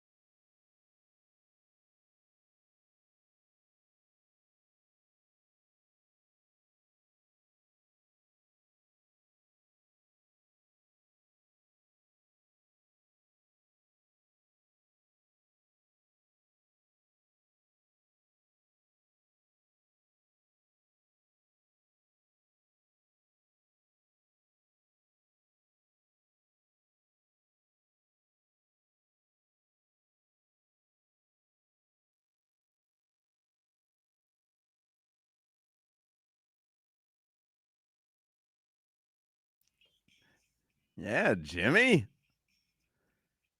Let me tell you about my good friends in the amazing award-winning team at Doral Kia. Right now, you can choose from a huge selection of Kia models like Sportage, Sorento, and Telluride. And with over 500 new Kias in their inventory, all you have to do is just pick the color you want. Nobody sells for less. With flexible financing options, they will get you the best rates possible on the new Kia of your dreams. When it comes to great deals are at Doral Kia. And I always remind you, we bought our son his Kia K4 at Doral Kia. Mitchell, the king of Kias, took great care of us. He will take great care of you as well. Doral Kia, that is the place to be. Some good research by Jimmy here. The Iron Bowl is called that because the game was played for many years in Birmingham, Alabama, a city known as the Pittsburgh of the South for its iron and steel industry. The term was coined by Auburn coach Ralph Jordan in 1964, who responded to a reporter by saying the annual game against Alabama was their bowl game. Everything that has to do with Auburn pisses me off. Why is that? They're the Auburn Tigers, Mm-hmm. but they're the War Eagle. And then they have an eagle that they bring out to every game. Mm-hmm. Pick a mascot. Why are you looking forlorn, Jimmy? Because that's their chant. It's not really a mascot. Right, but their chant is War Eagle. Yeah. Why, if they're the Tigers? That's just their chant. No, but what Solana's saying is that doesn't make any sense. Why wouldn't their chant be Roll Tigers or, Go Tiger? Like, what? Why? I don't think Tigers roll, Hawk. Yeah. But Why would it be War Eagle? Do we know? no, we don't. We don't. I don't think anybody knows. Well, someone has to know, and Jimmy's going to know in a second here. That I feel like he's going to know. I just think we don't know. But the reality is, I like War Eagle. I think that's cool. I think bringing an actual physical eagle out to a college football stadium in the South, there's something American about that. Mm. And then, oh, by the way, we're just the Tigers. We're the Tigers, just like every other school in the Southeast Conference. Like, stick with the eagle. It's you have badass. a problem with that, Crowder, that Auburn is a Tiger, but they chant War Eagle? No, because there's a whole story behind it. But what is the story? Do you know? Yes, even though Ronnie Brown turned his back on me with my 7-10 split, I'm still very good friends with him. It's something crazy back in the 1970s. Oh, I've got it. Jimmy just found it.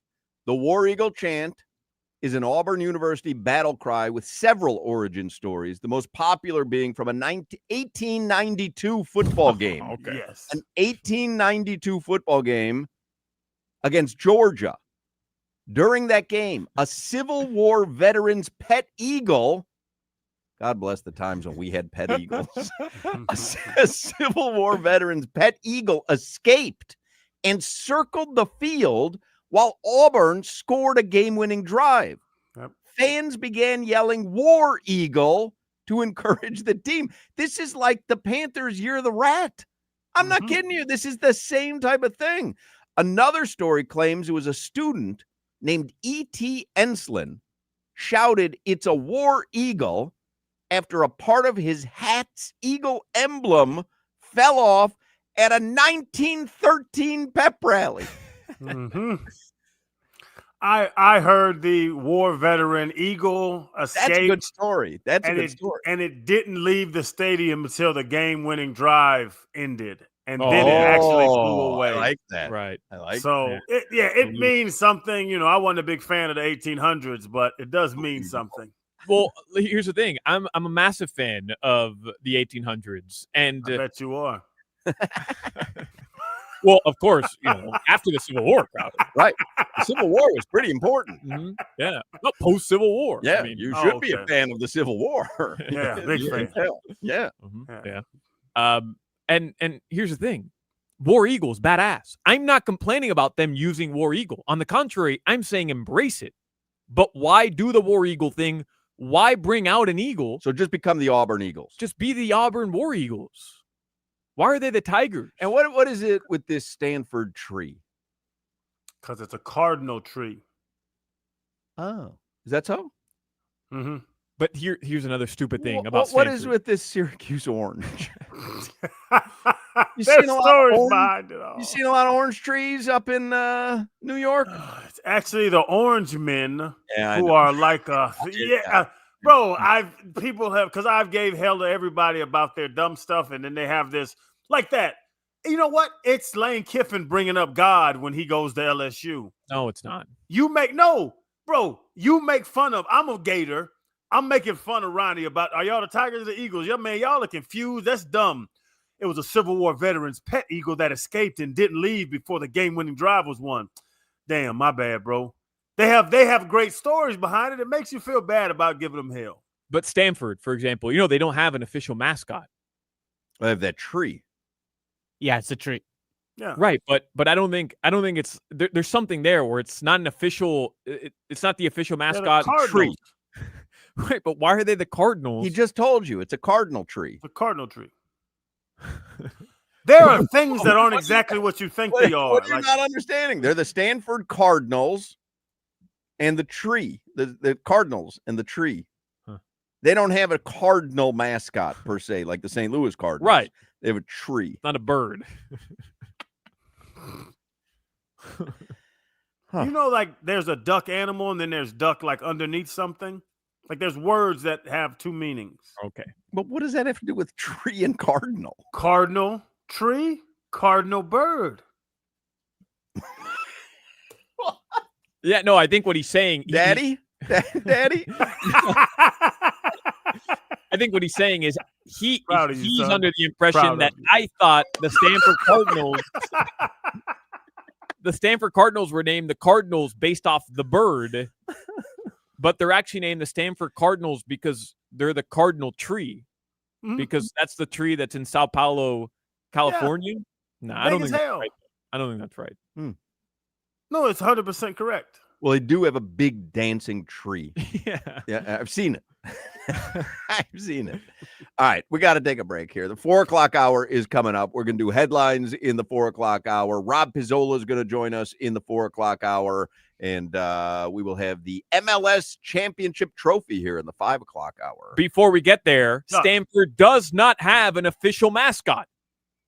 Tree.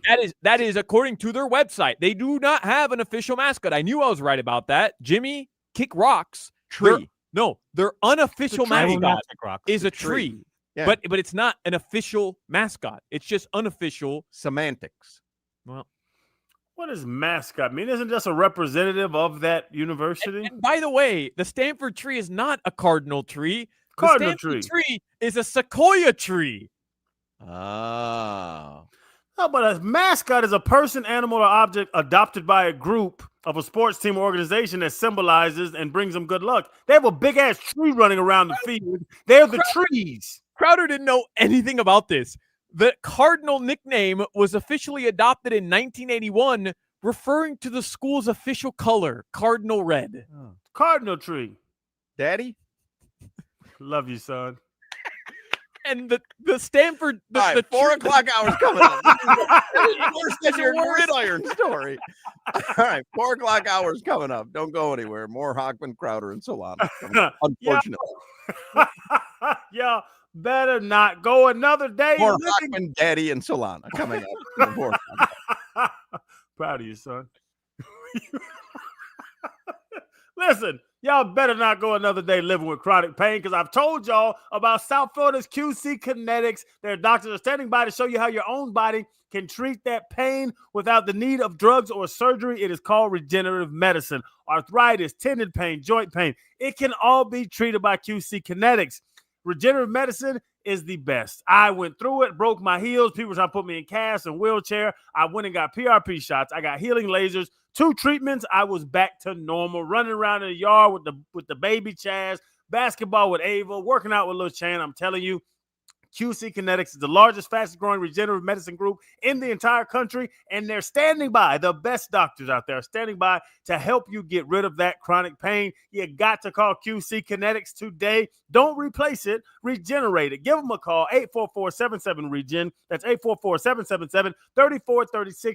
Tell them that Crowder sent you down there, and you will receive a free consultation. So you see another option other than drugs or surgery, you'll see the other option, and it's free, and you'll receive $500 off your first treatment. You got to go holler at the QC Kinetics doctors. I've been helped, and thousands of others have been helped as well. Don't replace it. Regenerate it. 844-77-REGEN. That's 844-777-3436. This is Hoch, Crowder, and Solana. I'd like to officially go on record. I am wearing underwear today.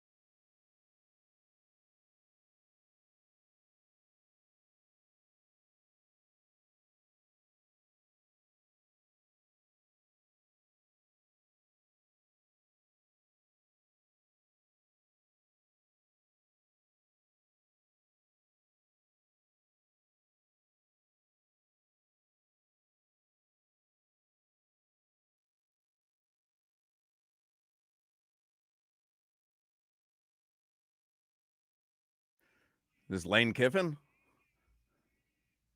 Yeah. No, I'm kidding. Jelly. Thanks, Jimmy. Oh, I thought you were serious. I thought you thought it was Lane Kiffin. No, the first line was, I only talk to God when I need a favor. So I said, is it Lane Kiffin? Yes, it is. Jelly Roll. Jelly Roll is celebrating his 41st birthday. But thank you for letting me know you were kidding when Not a problem. when you agreed that it was Lane Kiffin on that song. Welcome to Rockville. The music festival returns to Daytona International Speedway May 7th through the 10th, featuring Guns N' Roses, the Foo Fighters, My Chemical Romance, Godsmack, and more. We've got a chance for you to win a pass for all 4 days. The code word today is chaos, CHAOS. Text chaos to 20357. That's 20357. You text chaos to 20357. You are entered in the contest for the tickets. For more info, go to WQAM.com. Tickets are also available at welcometorockville.com. It is a text contest. Message and data rates may apply. Do not text and drive. Crowder is with us in Nashville. Solana and Jimmy and I are in studio. We're going to have the MLS trophy with us in studio in the 5 o'clock hour today. I had mentioned right at the beginning of the show that today was the anniversary of something that has affected our show, and I imagine will affect our show forevermore. On this day in 1954, Burger King opened in Miami. Do you know, and we've done a million segments on cutting a Whopper in half, and that's why I say that it has infected the show for years. Do you know what Burger King was originally called? It was originally called something else. It struggled for 3 years before it was dubbed Burger King and became a hugely successful burger chain. Do you know what the original name was? Burger House. I've read this before. I don't even think it has burger or king in the title. It was called Insta Burger King.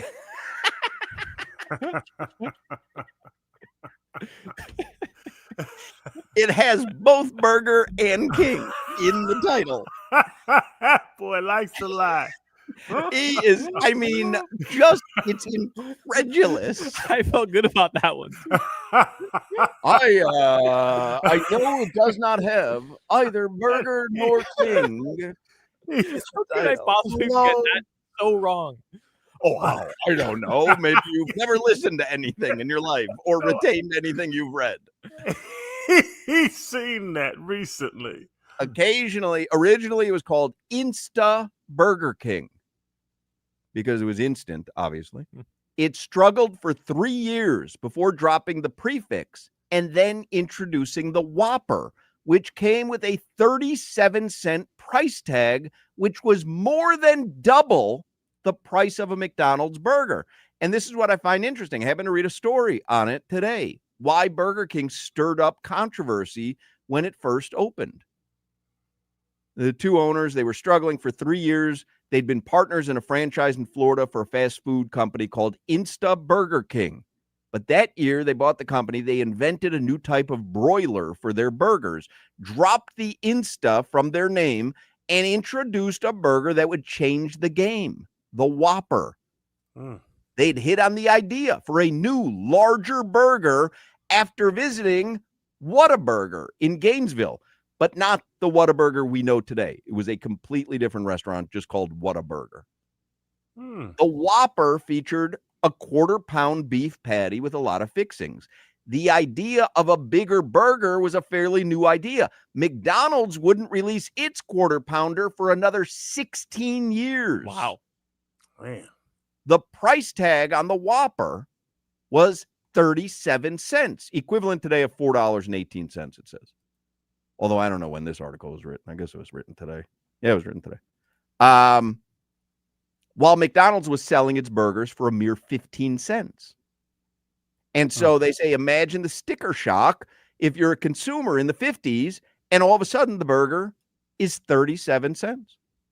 But it says they took a risk by pricing it at 37 cents. The gamble paid off.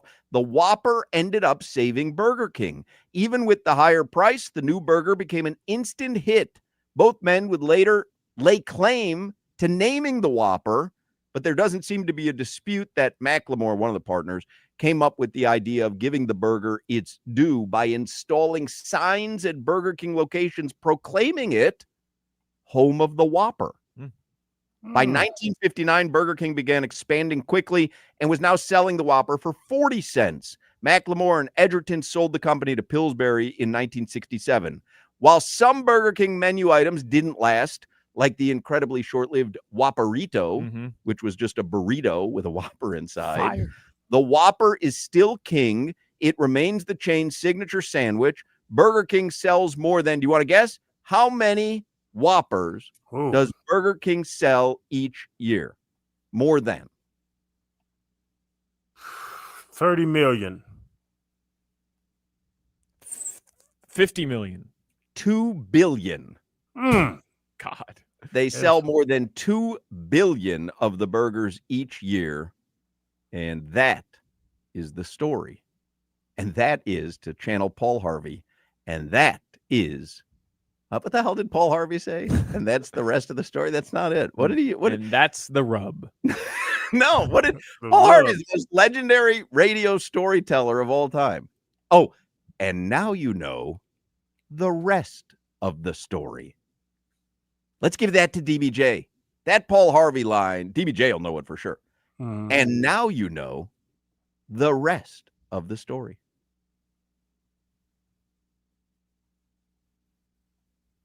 Kind of smart. Yeah. Yeah. That was cool.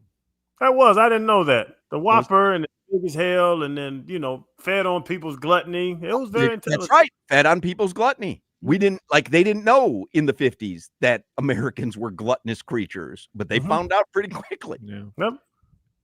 Do we have almost like a moral obligation to support Burger King over McDonald's, Wendy's? Because it's a Miami-based company? South Florida brand. Support local businesses. I want to know how many of those flat chicken planks they sell every year. Yeah. Because whatever it is, it's not enough.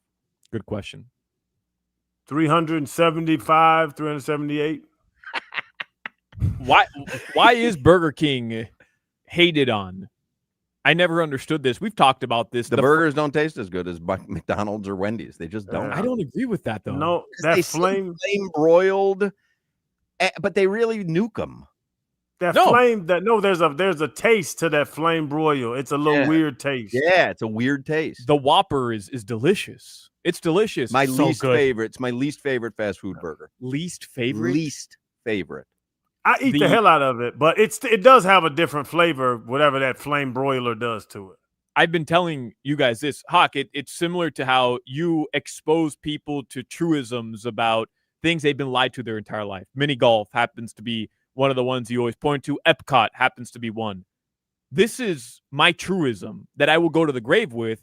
Burger King French fries are delicious, but there's just been this ongoing narrative on social media for years. People have just been tricked by what I believe to be McDonald's pushing this narrative against Burger King French fries, and people bought into it. So they just say Burger King French fries suck without realizing they haven't eaten BK fries in a long time, and they happen to be really good. I'm Paul Harvey. Good day. That's how he used to end every segment. The question mark? Yeah, it was kind of a weird phrasing of it. I'm Paul Harvey. Good day. And somebody says, and this is what I agree with, the Burger King flavor, it's chemically tasting. I feel like they're trying to replicate the flavor of a grill, but I think it does it in a strange fashion. Yeah. Because you can't keep a real like barbecue going for 14 hours straight. Right.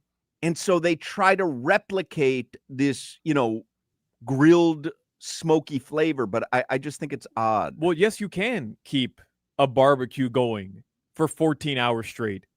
You just need enough propane.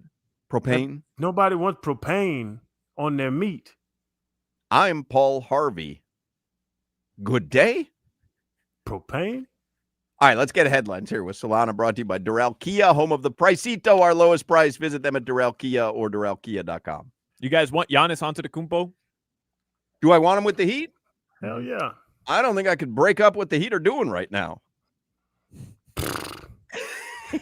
Giannis can run too. Get your big ass down this court, Giannis.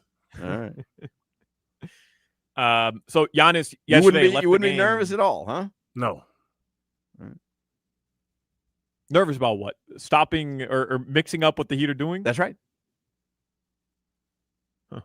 So you don't want Giannis having the Triple J one-on-one ISOs? You want Triple J having them? I do. Triple J stinks again. I watched him last night. That would be Giannis. Man, I watched the Bulls last night. This is one of the worst teams in the NBA. I mean, literally one of the worst teams in the NBA. Yeah. I genuinely cannot believe. I told you this after the Heat ran them off the floor, beat them by 38, probably could have won by more. The fact that we spent so much time on the Bulls and you trying to convince people, the good people of South Florida, that the Heat and the Bulls are on the same level is preposterous. Well, I think by the end of the season they will be. You need to get your head examined. Good day. Solana, I'm interested in this pace of play thing. It's a great case study. It is wearing down Tommy Tig. We're all in agreement. Yeah. His feet are killing him. Giannis odds. Next team odds via Bet Online. The San Antonio Spurs are the favorite at plus 150. 3-2 odds. All right. Wemby and Giannis together. Interesting. That's scary. Yeah. I don't know. You never can drive. You'd better shoot well, because you ain't bring your ass in there with them big fellas standing around. You're not kidding. Yeah, but the French and the Greeks, historically, do they have a good relationship? I don't know. I don't know how that would work. Knicks are 2-1. Atlanta Hawks are 6-1. Miami Heat are 7-1. So they're in the mix. There was this report from Bill Ryder, who's a friend of the show, that Giannis has his team set out. The Heat and the Knicks are the two teams. But again, like, he wanted to go to New York. That's what Wendy was saying over the offseason. It seems like the Knicks are really the team he'd like to go to, but it doesn't really matter per se. Like, the Bucks are going to do what they have to do in terms of get the best offer back for Giannis. Yeah, no doubt. Man, you give Giannis Jalen Brunson and Giannis and get rid of old Snuffleupagus, that's scary team. Yeah, but I think you would all agree, right? Giannis, Bam, Hero. Well, I don't understand. You don't have to give up anyone if you're the Heat to get him? Well, let me read you a hypothetical. Thank you. You're welcome.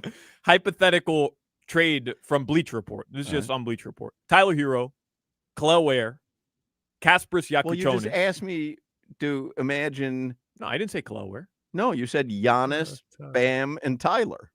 But now you're telling me they're trading Tyler. Okay. Giannis, Bam, and Davion Mitchell. I believe it has neither Burger nor King in the title. Tyler Hero, Kel'el Ware, Terry Rozier, Kasparas Yakuchonis, 2 first-round picks. Do you disgust yourself sometimes? Yeah. Yeah. They can have them. Everyone? Yeah. Giannis? For me, honestly, there's nobody that's untouchable for Giannis. I'm even including Bam in that. There's no one for me who's untouchable when it comes to acquiring Giannis. But I think you keep Bam because... Well, obviously, you'd like to. Right, but Bam and Giannis together immediately is the best duo in the league. Immediately. No, it's not. Duo in the league. It's immediately the best duo. Better than LeBron. Solana, you value, and I sound like a hater of Bam. I'm not. I really enjoy Bam as a basketball player. You act like Bam's a Hall of Famer. Bam is not a Hall of Fame. Bam is a really good basketball player. Bam Adebayo will be a Hall of Famer. No, he won't. Wow. I believe he will be. I believe he will be. From what? He's won 2 Olympic gold medals. Well, it is the Basketball Hall of Fame, so that does come into play. You're right. It's not just the NBA Hall of Fame. We've done this exercise with Marc Gasol, and Bam has a higher ceiling than Marc Gasol ever did. He's going to play for longer than Marc Gasol ever did. He's all defensive first or second team a lock pretty much every single season. If Yeah. Wemby doesn't win the award because he doesn't play enough games over the next couple of years, Bam's going to get his Defensive Player of the Year award at some point. This dude's going to be a Hall of Famer. Has he gotten one yet? No. Why do you keep using that as one of his like? Because he should. He But should. He have. should. He should, Hawk. He should have, Hawk. It does. Hawk. Is Eric Spoelstra? This is the Notre Dame argument. This is the Notre Dame. Notre Dame would beat Miami Nonsense. if they played them now, but Is unfortunately they Eric played them in August. Is Eric Spoelstra worthy of being Coach of the Year by now? Yes. Should he have a Coach of the Year award by now? He doesn't. Okay, but he So still I should can't have say, one. I can't use that as one of his accolades to get into the Hall of Fame. That he should have a Coach of the Year right now. I mean, who's the Bill Zito? Bill Zito should be General Manager of the Year. Doesn't have one yet. Ridiculous that he doesn't. But you can't make that argument that Bam goes into the Hall of Fame because he should have a couple of Defensive Players of the Year. And then you said he's always first or second team. So now you're going, he should be in the Hall of Fame because he's one of the 10 best defenders in the league. He's the best defender in the NBA. You Before believe Wemby he got is. here, You now believe he's the he second is. best defender, the most versatile defender in the NBA for the past decade. This is you speaking. This is not the NBA speaking, Solana. What year is he going into? This is 9. This is year 9. This is people like Crowder who all they do is they pull up the box score here. Oh, Rudy Gobert had 4 blocks per game all season long. He must be the best defender in the NBA. When in reality, Rudy Gobert is unplayable late in games because he can't guard anybody anytime he gets mismatched with a quicker guard. Okay. Guess who can guard those people? Guess who can guard Tyrese Halliburton on the perimeter, Crowder? Guess who can guard Giannis Antetokounmpo? Guess who can guard everybody but the Joker, obviously. Nobody can guard him. Bam Adebayo. So the NBA Defensive Player of the Year is judged upon a bunch, 20, 30 Channing Crowders? That's who's deciding on that every year? Because he's right. You're saying that the people that vote on that aren't watching basketball the way you are. And you know basketball better than anybody that votes on this award. Well, here's the thing. They don't have a trained eye. All right. Can you give us the rest of the headline so that we have enough time with Rob Pizzola? The Florida Panthers play today at 7 p.m. That's your puck drop. The Heat play tomorrow, by the way. Well, obviously, if they play at 7 p.m., that's your puck drop. Tomorrow, the Miami Heat will play in Orlando, 7 p.m. That's your tip-off? Your tip-off. Your weather. In South Florida, partly cloudy. Tonight, the lows, they're going to drop into the 60s, the upper 60s. The confidence with which you said it has neither burger nor king in the name. I'm not exactly certain of the origin story, Hawk, but the one thing I know he just doesn't have burger or king in the name. You take it from here. All right. It was called Insta Burger King. I just read something recently. I mean, you guys are the idiots that put my name on this show. The funny thing is, it has neither your first or last name. You just haven't paid attention. You haven't retained it yet. All right. Rob Pizzola is going to join us in the next segment. We'll get some football picks from him, and we'll get a pick for the Panthers game tonight. Panthers-Preds tonight. So we'll ask Rob Pizzola his opinion on that. And then in the 5 o'clock hour today, the MLS Championship Trophy will be here, and Kevin Egan as well from Apple TV. So do not go anywhere. We'll get some winners with Rob Pizzola in the next segment. It is the showdown on the Sawgrass at Edmore Sawgrass Auto Mall, and I'm telling you, they want to save you money.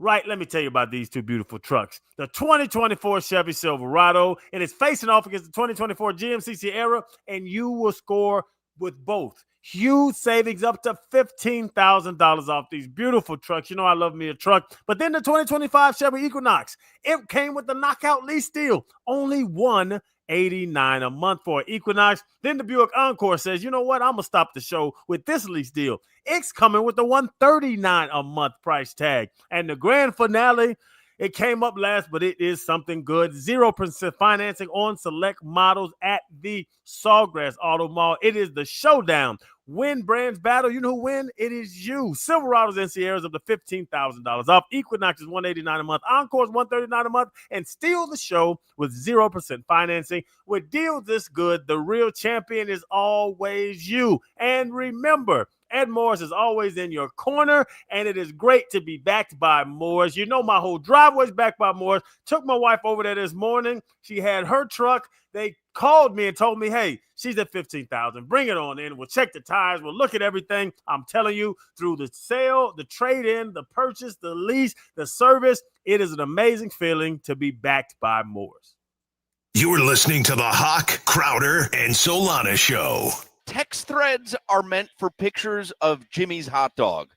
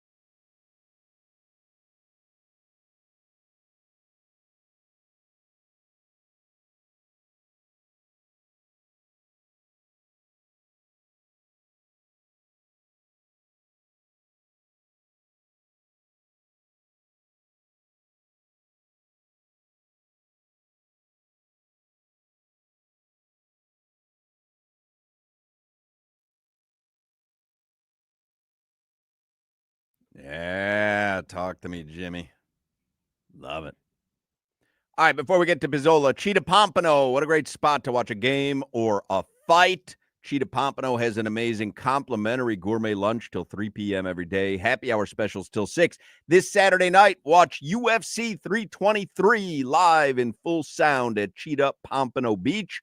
Perfect spot for that. Saturday, December 13th, that's the 6th annual Michael A. Vera Rodriguez Medal of Honor 5K Run and Walk, and that's at Hollywood Beach Broadwalk. And you can register to run or walk in it at fun5krun.org. Fun5krun.org. Cheetah Pompano is having their sexy Christmas party Wednesday the 17th. Open bar 6:30 till 7:30. Holiday carving and dessert station from 8 till 10 p.m. $100 bottle specials and more. That's Wednesday the 17th, Cheetah Pompano. Cheetah Palm Beach also having their Christmas party Wednesday the 17th. Complimentary holiday cheese and dessert station. Complimentary carving station 6 till 7 p.m. Open bar 6 till 7. Then again 10 till 11. They're going to be giving away a holiday platinum VIP card valued at $1,000 as well. That's Wednesday the 17th, Cheetah Palm Beach. And once again, this month, Cheetah Pompano and Cheetah Palm Beach will help local families in need by giving away 2,000 free turkeys Monday, December 22nd in their parking lots. So if you're struggling a little this holiday season, the 2,000 turkeys will be given away starting at 11 a.m. Monday, December 22nd in the parking lots at Cheetah Pompano and Cheetah Palm Beach. Just line up if you need one. It's Cheetah's way of making sure everyone has a happy holiday season. Get all the details at cheetahsofl.com. All right, Rob Pizzola, he's on the Toyota of Hollywood hotline, a professional sports bettor based in the lovely nation of Canada. He's also the founder of the Hammer Betting Network, and you can catch him hosting Forward Progress, their NFL betting show on YouTube and all other major podcast platforms. Forward Progress dives deep into weekly matchups, betting markets, and analysis from some of the sharpest minds in the industry. Follow Rob on Twitter at Rob Pizzola. Hello, Rob. Hello, Mark. How you feeling? Your Cowboys are playing tonight. You're a big Cowboys fan.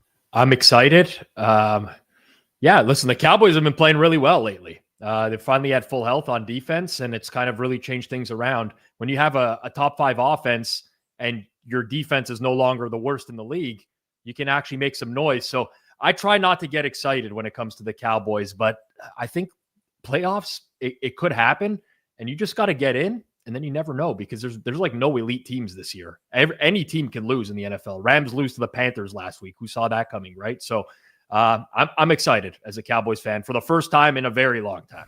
And Rob, being a Cowboys fan, are you a fan of Jerry Jones? Because I think he's a great owner. I think he's terrible at everything else. I'm with you there, Crowder. I don't want to say too many bad things about the guy. Obviously, he bought the team. He led them to a lot of success in the 90s. But since then, I think he's overstepped his boundaries a little bit. Sometimes I think a lot of Cowboys fans would be just like, Jerry, stay out of the spotlight. You don't need to say things, coming out and just making up stories about how they offered Micah Parsons in a first for Quinn and Willett. Like that never happened. There's no planet where that ever happened. And the Jets said no in real time to that deal. So, it's that kind of stuff that bothers me. But with that said, they're fielding a pretty decent team right now. And Dak's finally getting his flowers. He's had a really good year. Picking up George Pickens was fantastic. It's hard to believe a team would let him go. Obviously, personal issues and stuff like that. Some teams don't want to deal with it. Fine. Cowboys get him. They have 2 really good receivers now. The defense is trending upwards. So, yeah, I'm pretty optimistic, but certainly not the biggest Jerry Jones fan. That's for sure. What is Cowboys game night on a Thursday night like in the Pizzola household? You make something special? What's the setup? No, there's nothing special. First it starts with well in advance where I tell my wife, figure out something else to do on this night because I don't want my wife seeing me watch Cowboys games in real time. I don't like to, I've had to be on some live watch alongs on Forward Progress this year during Cowboys games. I had a terrible one against Arizona, a great one against the Raiders. I get into it a lot. It's my favorite team. I cheer for them. So for me, it's just, I like my peace and quiet alone. I don't need my friends around, rubbing it in my face when Detroit makes a big play or something like that. I can see what happened. I don't need someone else to tell me what happened. So, yeah, I guess when people do that when they know you either love a team or have money on a team, and they tell you something that just happened terrible for you, and somehow seem to be taking some sort of pride in that. Yeah, Yeah. that annoys It's like, me. wow, the Cowboys defense is getting carved up. It's like, yeah, I know, I have eyes. Like, I'm watching the same thing. I don't need you to reiterate it to me. So I like to personally just watch Cowboys games alone. I'm not, I take it in myself, and Snacks? What do you do for a meal and snacks? yeah, I do it all. Like Mark. Cheez-Its? No, I'm not like a cheese. Goldfish crackers? I listen, I don't do the shopping for our family. So Right, but you do the eating. So what I what do do the you eating. have? What do you So- take out of the Ruffles? it always All starts. dressed. All dressed? We do have all dressed. That's a I'll tell you this. Canadian. This sounds really lame. It always starts with me trying to eat like some sort of healthier snack. And then as the game goes on, I start to get into, the real garbage food. So my wife will cut up some celery. She'll put it in the fridge, and I'll have like some celery.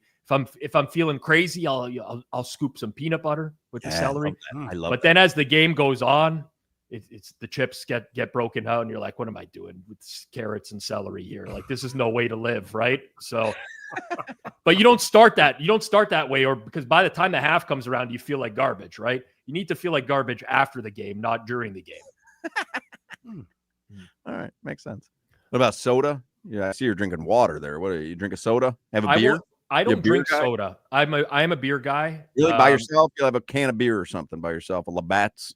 I won't have a single can of beer tonight. It will be probably a sixer, I would say. What? Yeah, that's likely what's going to go down. I don't drink By soda, yourself? though. You'll have a sixer by yourself. Normal, Hawk. Watch a football game? I've never had a beer by myself. I don't work like traditional hours, right? My Friday is I got to be online for when injury reports start coming in, usually around 1 p.m. So I can sleep in. This is my Monday night, Thursday night. I go, I don't want to say I go hard, but like I enjoy myself because Tuesdays and Fridays I can sleep in a little bit. So yeah, that's going to be my night tonight. I would have bet my life savings on Pizzola either being one of these like super into craft beer kind of guys. Yeah. Like IPA. Yes. He could tell how many Yep. hops Yep. are in the beer, or 100%. or like a wine sommelier on the side. No, a craft beer guy. You're 100% right on that. Something super cutesy in the grocery aisle that, nobody else has their eye on because you're always looking for the underdog. I am a craft beer guy. But I will say this. I drink all beer. So usually I said I'll drink a sixer tonight, but I don't really go out and buy 6 packs of beer. I buy tall boys and just like a bunch of random ones. So I'll mix in some regular lagers, some IPAs. I kind of just like to sample and try different things. That's a bit of my routine.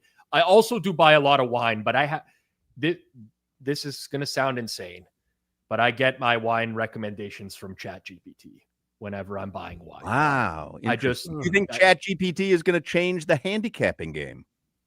I don't think so. I've tried to experiment a little bit with building some models in ChatGPT. It's way behind the curve right now. There's just something about the human element and watching games that you can pick up on little things here and there that the computer is never really going to be able to do. It will get closer. An average person who's never built a model before can now leverage AI to help them build a model. That's cool, and it's a nice thing to do. But is it going to ever get onto the am I scared that AI is coming for my sports betting income? No, I'm not. Maybe 20 years down the road, but we're not even close to that yet. Fascinating. All right, let me get some winners here, hopefully, from Rob Pizzola. Follow him on Twitter at Rob Pizzola. Cowboys at the Lions tonight. Lions are 3-point favorites. Listen, there was money on this afternoon that came in on the Lions, brought it up to 3.5 in a lot of spots. I don't agree with that money. And this is coming as an unbiased Cowboys fan. The first thing I will always do when it comes to betting an NFL game is I will run my number on the game. And that's going to be my opinion regardless. Detroit is still being priced like they are the Lions of old. And they are not the Lions of old. Like losing both coordinators in the offseason, especially Ben Johnson, made a huge difference for that team. The offensive line is nowhere near as good as it was last year. You have Amon-Ra St. Brown, who is like a game time decision today, but he couldn't even wrap his ankle and come back into the game last week on that ankle injury. This is a guy that's very reliant on making his cuts to separate. You look at that receiving core, even a guy like Khalif Raymond, who's normally down the depth chart, he's hurt. Their backup tight end to Sam Laporta, Brock Wright, is hurt. They just don't have the same weapons on offense that they used to. And they could lean into the running game. But since adding Quinnen Williams, the Cowboys are much better at stopping the run as well. So I don't see Detroit being this high-powered offense that everyone thinks of them as anymore. On the other side, they play a ton of man. They play a ton of one-high coverages. These are looks that Dak has killed all year long, because if he sees Pickens or CeeDee Lamb one-on-one, he's going to give him the ball. And the Lions just don't have the corners to be able to defend that. Terry and Arnold went on IR. They haven't had Kirby Joseph at safety since week 7. So I'm not really buying this line move here. I think the Cowboys are very live in the game. Famous last words, but I've bet Dallas at a worse number than today, and I added some more today on Dallas because I just don't think the market is caught up to the fact that the Cowboys defense is not what it was early in the year, where everyone was wide open all the time. They're playing like league average defense. They're, guys like Jadeveon Clowney are getting after the quarterback, rotational good pass rushers. So, I like Dallas in this game. That's fun to have the side that you're betting on, the team that you're rooting for. Ooh. That makes it double the excitement. Some would say they like to go the other way because no matter what, I don't like that either, Mark. I'd rather just bet on my favorite team and cheer for them. I don't need like an emotional hedge or something like that because, sure, I could lose the Cowboys and win money on the Lions. I don't want that. Yeah, what fun is that? Yeah. There's one other game tonight, and then I'll get to the Dolphins game. The Panthers play tonight, and Panthers have been very disappointing as of late, but they're obviously extremely injured. It's not really the lineup that you would expect from the Panthers. They host the Predators tonight. Panthers are minus 200 favorites, even though Panthers have lost 3 home games in a row. Yeah, they get Carter Verhaeghe back tonight, I believe, which will be nice for them. There's any sort of depth they can have in the lineup. I know it's really disappointing for Panthers fans, and to your point, Mark, it's just been injuries all year. They're at the bottom of the East. But Nashville is next level bad, is what I would say. So this is like a really good opportunity for them to get back on track. You look at Nashville being near the bottom of the West. Nashville's played 16 of their 26 games at home as well. So they're playing home games, and they're still not winning. I actually played a little bit of Panthers puck line tonight. So right now you can get minus 1.5. It's plus 135 or so right now on that. I didn't go crazy with it. I would call it like maybe a half unit type of bet. But Nashville to me is just as pure a fade as it comes in the NHL. They don't really do anything well. They give up a ton of goals. They don't protect the net front well. So good potential bounce back opportunity for Florida here. And that's where I'm at. So little get right game. We got a get right game on our hands tonight. I will say this: it's only one game, a random Thursday night game. If Florida does not look good tonight against Nashville, there's some real cause for concern at this point. Yeah, we were because we did the show out there on Tuesday, and we were asking some of the broadcasters, and one of them was like made me a little bit nervous about. Because everyone's like, oh, once they're healthy, sneak in as an 8, they're fine. But there's going to be some sort of cutoff date here where you just can't say that anymore, where it's just a lost season. And it's the new NHL with all late in the years, all these 3-point games, so many teams going to overtime. So when you have to start passing like 4 or 5 teams in the standings to get in the playoffs, well, they're getting a point every night somehow. It just makes it harder and harder to do that. So you're right, Mark. Like at some point before the new year here, they gotta make some sort of run. And it's challenging. Obviously, they'll get Kachuk back at some point. That's going to help them a bunch. But this is the opportunity for them because the Preds are a bad team. And I'm pretty sure, I could be wrong, but I think Florida routed these guys earlier this year. I think it was like 7-3, 8-3, something like that. Trying to remember that game. Could have been on the road. Could be wrong about that. But regardless, good spot for the Panthers.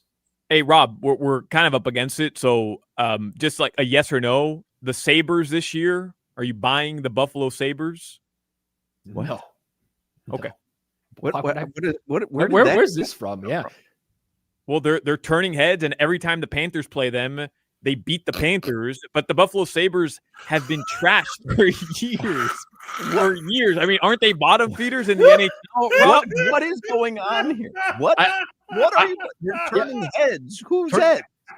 They're turning heads. They're playing much better hockey. I was reading in the Athletic. Better hockey Guy- than guy- men. No. They're turning to the exits. Here's the weird thing about being a bettor. I almost never look at the standings, right? I don't care about the standings. I just care about. Maybe you but- should, Rob. But there's no way Buffalo is not like a bottom 3 team in the East right now. All they do is lose. All they do is lose. What turning heads? Why are you interested in? Are you sure this wasn't an article from like 6 years ago? He's trying to flex some sort of weird hockey knowledge. Not at all. Not at all. Did you write that question I'm down? asking somebody with. Solana, did you write that question? You're concerned. No. Hold on a second. You guys. You're concerned Because if you're he's not- buying the Sabres or not. Guy, I just pulled up the standings. They have the worst points percentage in the East. They're dead last in the East. I knew. So I you're was not like, buying them yet. You're not buying them yet. You need to see a little more. Are they turning your head? Did they turn your head? They've gone 6-4 in their last 10 games, guys. So stop the presses. We're gonna write an article about it. Above 500, Rob. Above 500. Yeah.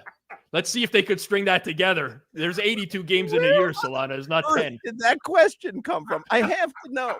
I have to know. What do you mean? It's the Sabres. It's a pin Name one player on the Sabres. on the Buffalo. Yeah, on the Buffalo Sabres. I couldn't name one player. Name one player in history that's Wow. ever played for the Buffalo Sabres. Patrice Bergeron. Incorrect. Lifelong Bruin right there. A B team. You get that. The team started with a B. Oh my God. What was that? Yeah.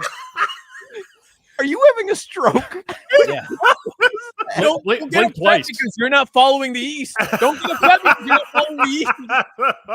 Some of us are following the Panthers and the Eastern Conference. Some of us are following them. But what does that have to do with the Sabres? I just wanted to know if Rob, who follows hockey more, was buying the Sabres. What's the problem with that? It was just such a random segue there. It's like, I before mean, we let you go, like we don't even have the Dolphins game to talk We've about never still. But mentioned the Sabres on this show. I don't even think when the Panthers play them, I don't even think you know what a Sabre is. No idea. I wasn't even sure that was the team name. Don't get into it.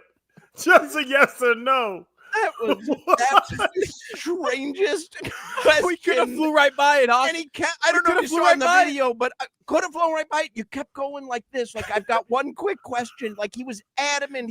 And I knew I needed to get to the Dolphins game. That's what you had to squeeze in.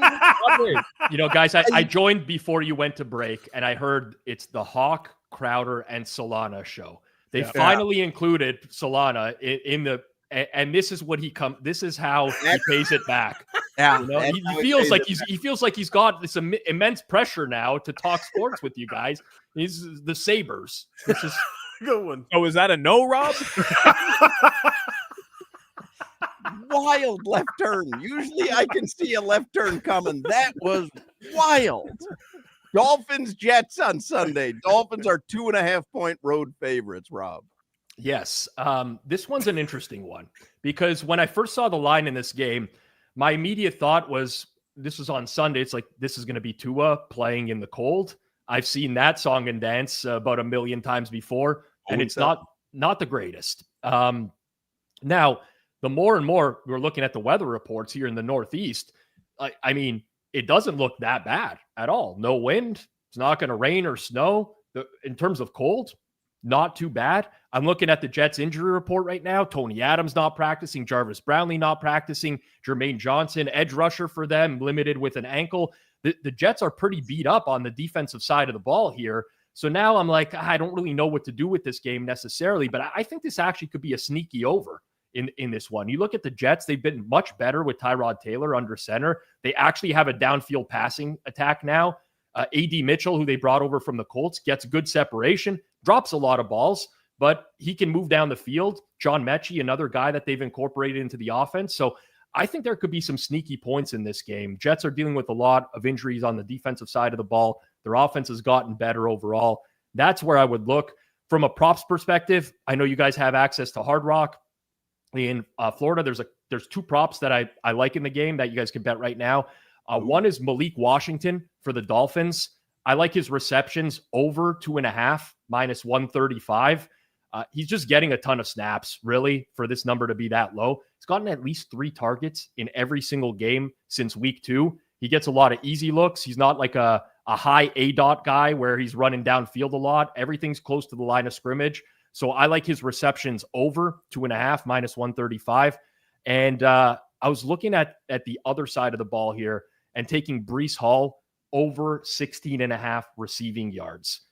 Breece Hall got 90% of their snaps at running back last week. He's a workhorse. You look at Miami this year, they've given up almost 40 yards a game to opposing running backs out of the backfield in the receiving game. It's just another easy look for the Jets offense to keep it moving down the field. So Malik Washington receptions over, Breece Hall receiving yards over for that game. What was the end game with that question? I have to know the bit that you had to have been doing a bit. What was the bit? There's no bit. Yeah.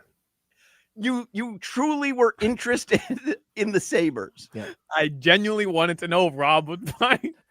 It would be like me talking Dolphins Jets right now, and then you interrupting and being like, "Well, what do we think about the up and coming Titans? How are we feeling about the Titans?" That would be a fair question because we talk football on this show. We watch it and know it. Right. None of us watch hockey other than Panthers games, and none of us have any interest in the Buffalo Sabres. It was bizarre. I didn't even know they were in the East. Like the whole question was bizarre. I have to know the play there. What was the play? Just wanted to know what his thoughts were on Buffalo. Sabres. Yep. Wild. There was a famous philosopher, I don't remember which one. He said humans by nature desire to know. And that's Solana, right? He just wants more information. He just wants to know things. Desire to it's know a desire to know about the Sabres. Solana Stottle. All right. Solana. Well, I apologize. I apologize for that question, Rob. I didn't know that was coming, and it wouldn't have made it through read through had I known that was coming. Rob Pizzola likes the Cowboys tonight, laying the points. He likes the Panthers tonight on the goal line, -1.5. And Dolphins Jets Sunday likes the over, likes Malik Washington over 2.5 receptions, and Breece Hall over 16.5 receiving yards. You can follow Rob Pizzola on Twitter at Rob Pizzola. That was delightful, Rob. All right, guys. Best of luck with the bets. Go Cowboys. Next week, go Sabres. give him a little heads up on what might. I'll prep for every NHL team next week. You never know what's on the board. Heavy Sabre talk. Are you buying the Sabres? Could you imagine a worse question being asked on our show, but really on any South Florida sports talk show in particular? Like, are you buying the Sabres? By the way, on December 4th, a quarter of the season's been played. Are you buying the Sabres? That is just shocking. Big week coming up for the Blues too, Rob. So we'll next week. I swear, when you were leading with I thought you were going to ask me about the Lightning. Like, the Lightning have been hot. I'm like, okay, this makes sense. Another Florida team. But when you said Sabres, man, I was just like, what am I missing? Mind-boggling. I still feel like I'm missing something. Like there's something at play here. There's no way that you legitimately wanted to know that question and kept saying to me, please let me get this quick question. Quickly, yes or no? That's all you needed, too, a yes or no. You just want to know, yes or no, you're buying the Sabres. I just want to know what his thoughts were on the Sabres. No, but you didn't want to know such. You just wanted a yes or no, and then you'd piece it together from there. Fascinating. You are a fascinating creature. All right. Sorry, Rob. No, it's no need to apologize. Solana should apologize, not you, Mark. You know. No, I'm not going to apologize. Sports show. What was your follow-up? Yeah, and now have your concerns been allayed, or do you have new concerns? Well, now I just know. I mean, he's not buying the Sabres, and I'll move forward with the NHL season, following the Atlantic Division, knowing Rob's not buying into the Sabres. But it doesn't seem like you're following them based on what he told us about the Sabres. I have no idea anything about the Sabres. Nothing. All right. See you, Rob. All right, guys. Take care. That was delightful. All right. 5 o'clock Funky Buddha happy hour is coming up next. We're going to get a visit from the Trophy and Kevin Egan, and I'm terrified at what's Solana's excited. I think he might try to interview the trophy. Hey, Kevin. Oh my lord! What you got written up for Kevin? That was bizarre, man. All right, 5 o'clock Funky Buddha happy hour is coming up next. Don't go anywhere.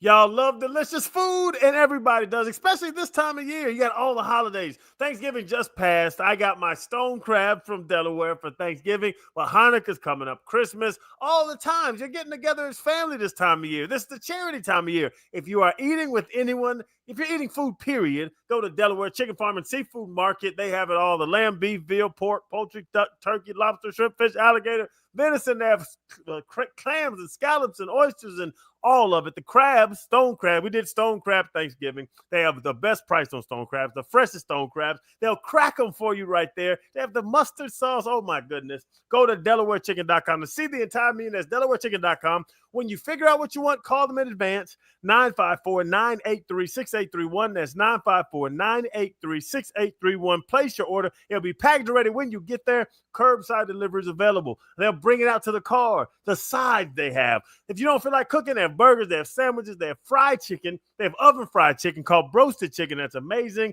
The dip, buffalo chicken dip's great. The smoked fish dip is smoked tuna. It's the best smoked fish, the best fish dip you'll ever taste in your life. You got to go to Delaware to get all the food for all your tailgates and watch parties, family dinners, romantic dinners, yacht provisions. A beautiful yacht on a beautiful day with Delaware Chicken Farm and Seafood Market food. You have it set. Y'all got to go to Delaware Chicken Farm and Seafood Market. They are located on 441, 1 block south of Sterling Road. And when y'all get down there, grab your Crowder powder. They have all 3 blends, and tell them Crowder sent you. You're listening to the Hoch, Crowder, and Solana Show. Somebody has dubbed me on the text machine Bad Bet Bunny.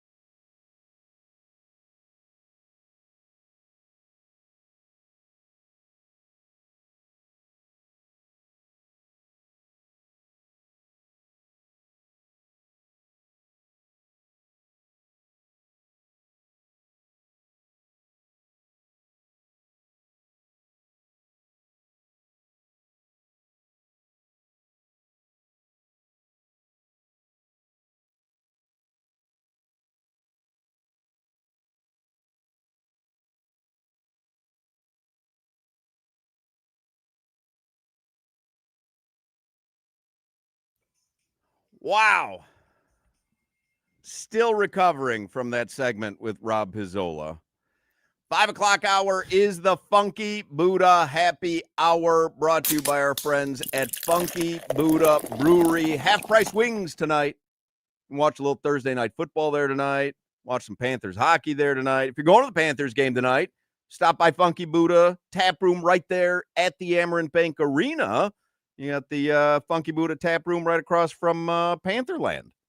And then, of course, you got a whole bunch of stuff coming up at Funky Buddha, including your opportunity to book your holiday party there, because your holiday party deserves more than a boring venue.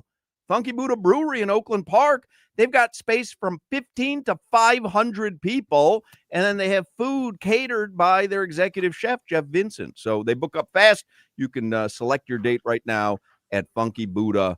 I got a text from the Ticket Wizard during that Pizzola segment that said, this might be the funniest segment I have ever heard in the history of your show. It was that jarring to me. I really thought that I was missing something. Like I am so very rarely flummoxed by something. Usually Jimmy plays a song and I get the, this loose tie-in, the 6 degrees of separation. I was 100% flummoxed by Solana's question about the Buffalo Sabres. And by the way, someone texted in, you're a bleeping a-hole, Hochman. Keep that same energy when Solana and Crowder are killing me for 10 years over how's the course playing, as a matter of fact. So keep that same energy. The guy asked a Buffalo Sabres question. I literally couldn't. I was like, oh, I am 56 years old. Maybe I didn't process something. Maybe my processing is slower than it should be. But no, and I did find out, Crowder, the genesis of where that came from. Do you want to share, Solana, where the genesis of that question originated? Yeah, I mean, I'm just keeping up with the Atlantic Division in the NHL. No, we're the flagship of the back-to-back defending champs in the Stanley Cup final. If you guys don't want to, he read a tweet 3 days ago from someone he doesn't even know who, saying that the Buffalo Sabres are a team to watch in the East. He filed that away in some weird compartment in his head and launched it onto Rob Pizzola in the last set. Not the Man U hockey. Oh, what do I know? Oh, he does know hockey. That's why he was startled by buying the Sabres. Like, no one's buying the Sabres. The Sabres. Golly, that was delightful. All right, have they talked about them on ESPN, Solana, or is it just that tweeter?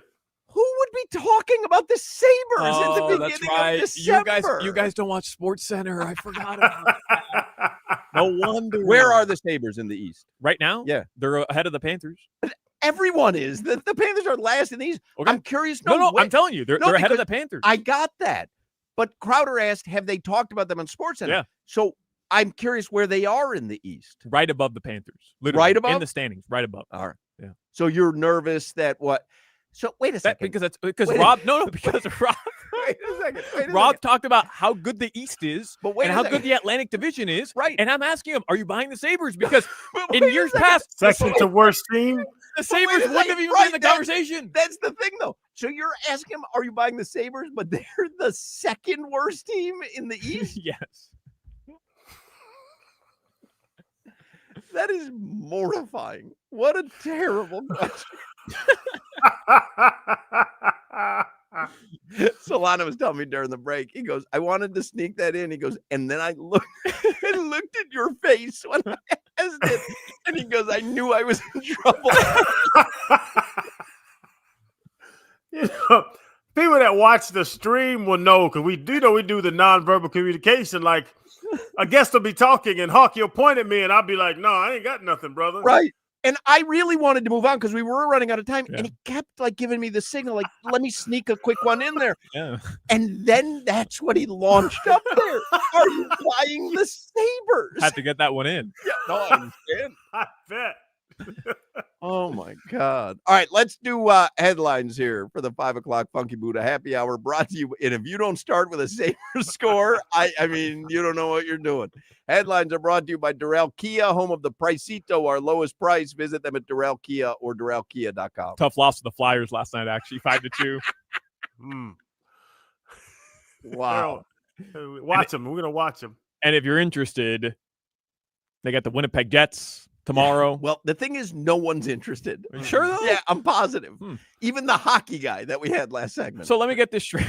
Although, if you thought that was an uninformed question, wait till you hear what I have playing for Kevin Egan in the next segment.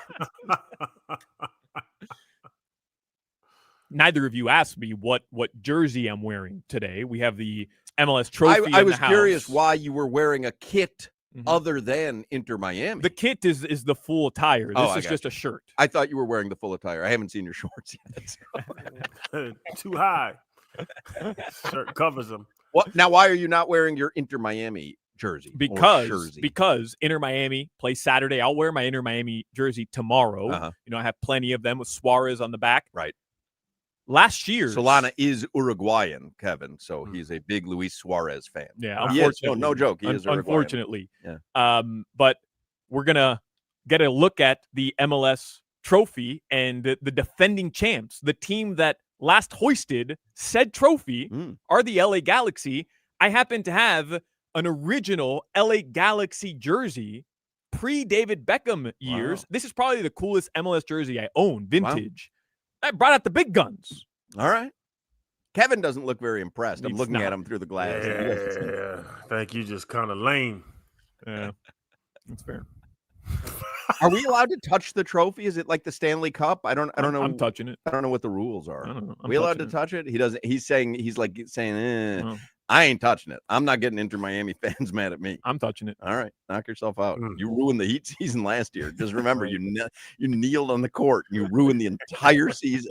You got bounced in 4 games like they weren't even out on the court against Cleveland. That was because you touched your knee just to the court. I don't think you should breathe on this trophy. Leave that trophy alone. Am I doing headlines here? Yes. All right. The Florida Panthers, they play the Nashville Predators tonight. Yeah, we've established that. The Miami Heat, they did lose to the Dallas Mavericks yesterday, but they're going to play against the Orlando Magic tomorrow. That's at the Kia Center in Orlando. They're going to play them tomorrow, and then they'll play again on Saturday, the Miami Heat back here in Miami against the Sacramento Kings. And then they're going to play that NBA Cup quarterfinal game against the Magic again back in Orlando on Tuesday. So 2 games against Orlando, the battle for the Sunshine State. All right. Dolphins, Jets, 1 p.m. on Sunday. Devon Achane, November AFC Offensive Player of the Month. Very cool and very deserved. All pro. They better not mess him over. Oh, I mentioned that. I do want to get to this MLS trophy that's here, but I did mention earlier because Solana had teased it. So the Miami Dolphins, according to what was it, Dolphins Wire? Yeah. They have 3 among the leading vote getters in their positions for the Pro Bowl games. Devon Achane is 6th among running backs. What? 3rd in the AFC. 3rd in the AFC. Ooh. Who's he behind? Jonathan Taylor for Jonathan sure. Taylor. Well, these are the 5 he's behind. Jonathan Taylor, Jahmyr Gibbs, Christian McCaffrey, Bijan Robinson, and James Cook. Yeah, James Cook was the one I wasn't taking into account. Jordan Brooks is 2nd among inside linebackers and 1st in the AFC. Yes. That's deserved. And Alec Ingold is 4th among fullbacks, 2nd in the AFC. And they note, while Ingold is near the top of voting at his position, it's partly due to lack of candidates. Only 11 fullbacks are on the NFL's Pro Bowl ballot, including a few players who have very minimal roles. So, there you go. You get to the Pro Bowl by default. Oh, remember Snoop Huntley was a Pro Bowler. That's true. Mac Jones was a Pro Bowler as well with the New England Patriots his rookie season. That's He right. was a Pro Bowler his rookie season. Yeah. All right, gentlemen, your weather in South Florida right now, it is partly cloudy. It'll be in the 60s tonight, even here in Miami. That is brought to you By ChillZone AC, featuring reliable Rude AC systems. Visit chillzoneac.com. So we have the MLS trophy in studio in the next segment. Do you know what the trophy is called, Crowder? I think we talked about it a couple days ago, but I don't know if you have retained the information or not. I'm trying to scroll back and see this video you sent us. I don't think it was a video. I think it was just a Oh, screenshot. the Uncle Phil. The Uncle Phil. That's right, the Uncle Phil, the Philip Anschutz Trophy. And Kevin Egan will be in studio with us from Apple TV. And he's a friend of Whittingham as well. Whittingham said, I'm going to love this guy. So there you go. Kevin Egan's going to join us in the next segment. Let me talk about Perfect Choice Roofing. Hopefully you don't need to replace the roof on your home, but if you do, or even if you just need a repair, my guy Party Peter at Perfect Choice Roofing has you covered. Remember this website, roofhotline.com. Perfect Choice Roofing offers instant range estimating. So you can get a price range of your roof within 30 seconds and see different roof options at the same time just by visiting roofhotline.com. Like I said, maybe it's not an entire new roof that you need. Maybe you do, and they'll do a great job with it. Maybe you just need some repairs, though. Any homeowner knows a small repair on the roof can save big problems later on. You let a small problem with your roof become a big problem, you don't want that on your hands. And roofhotline.com is the place to start. Party Peter and roofhotline.com have you covered.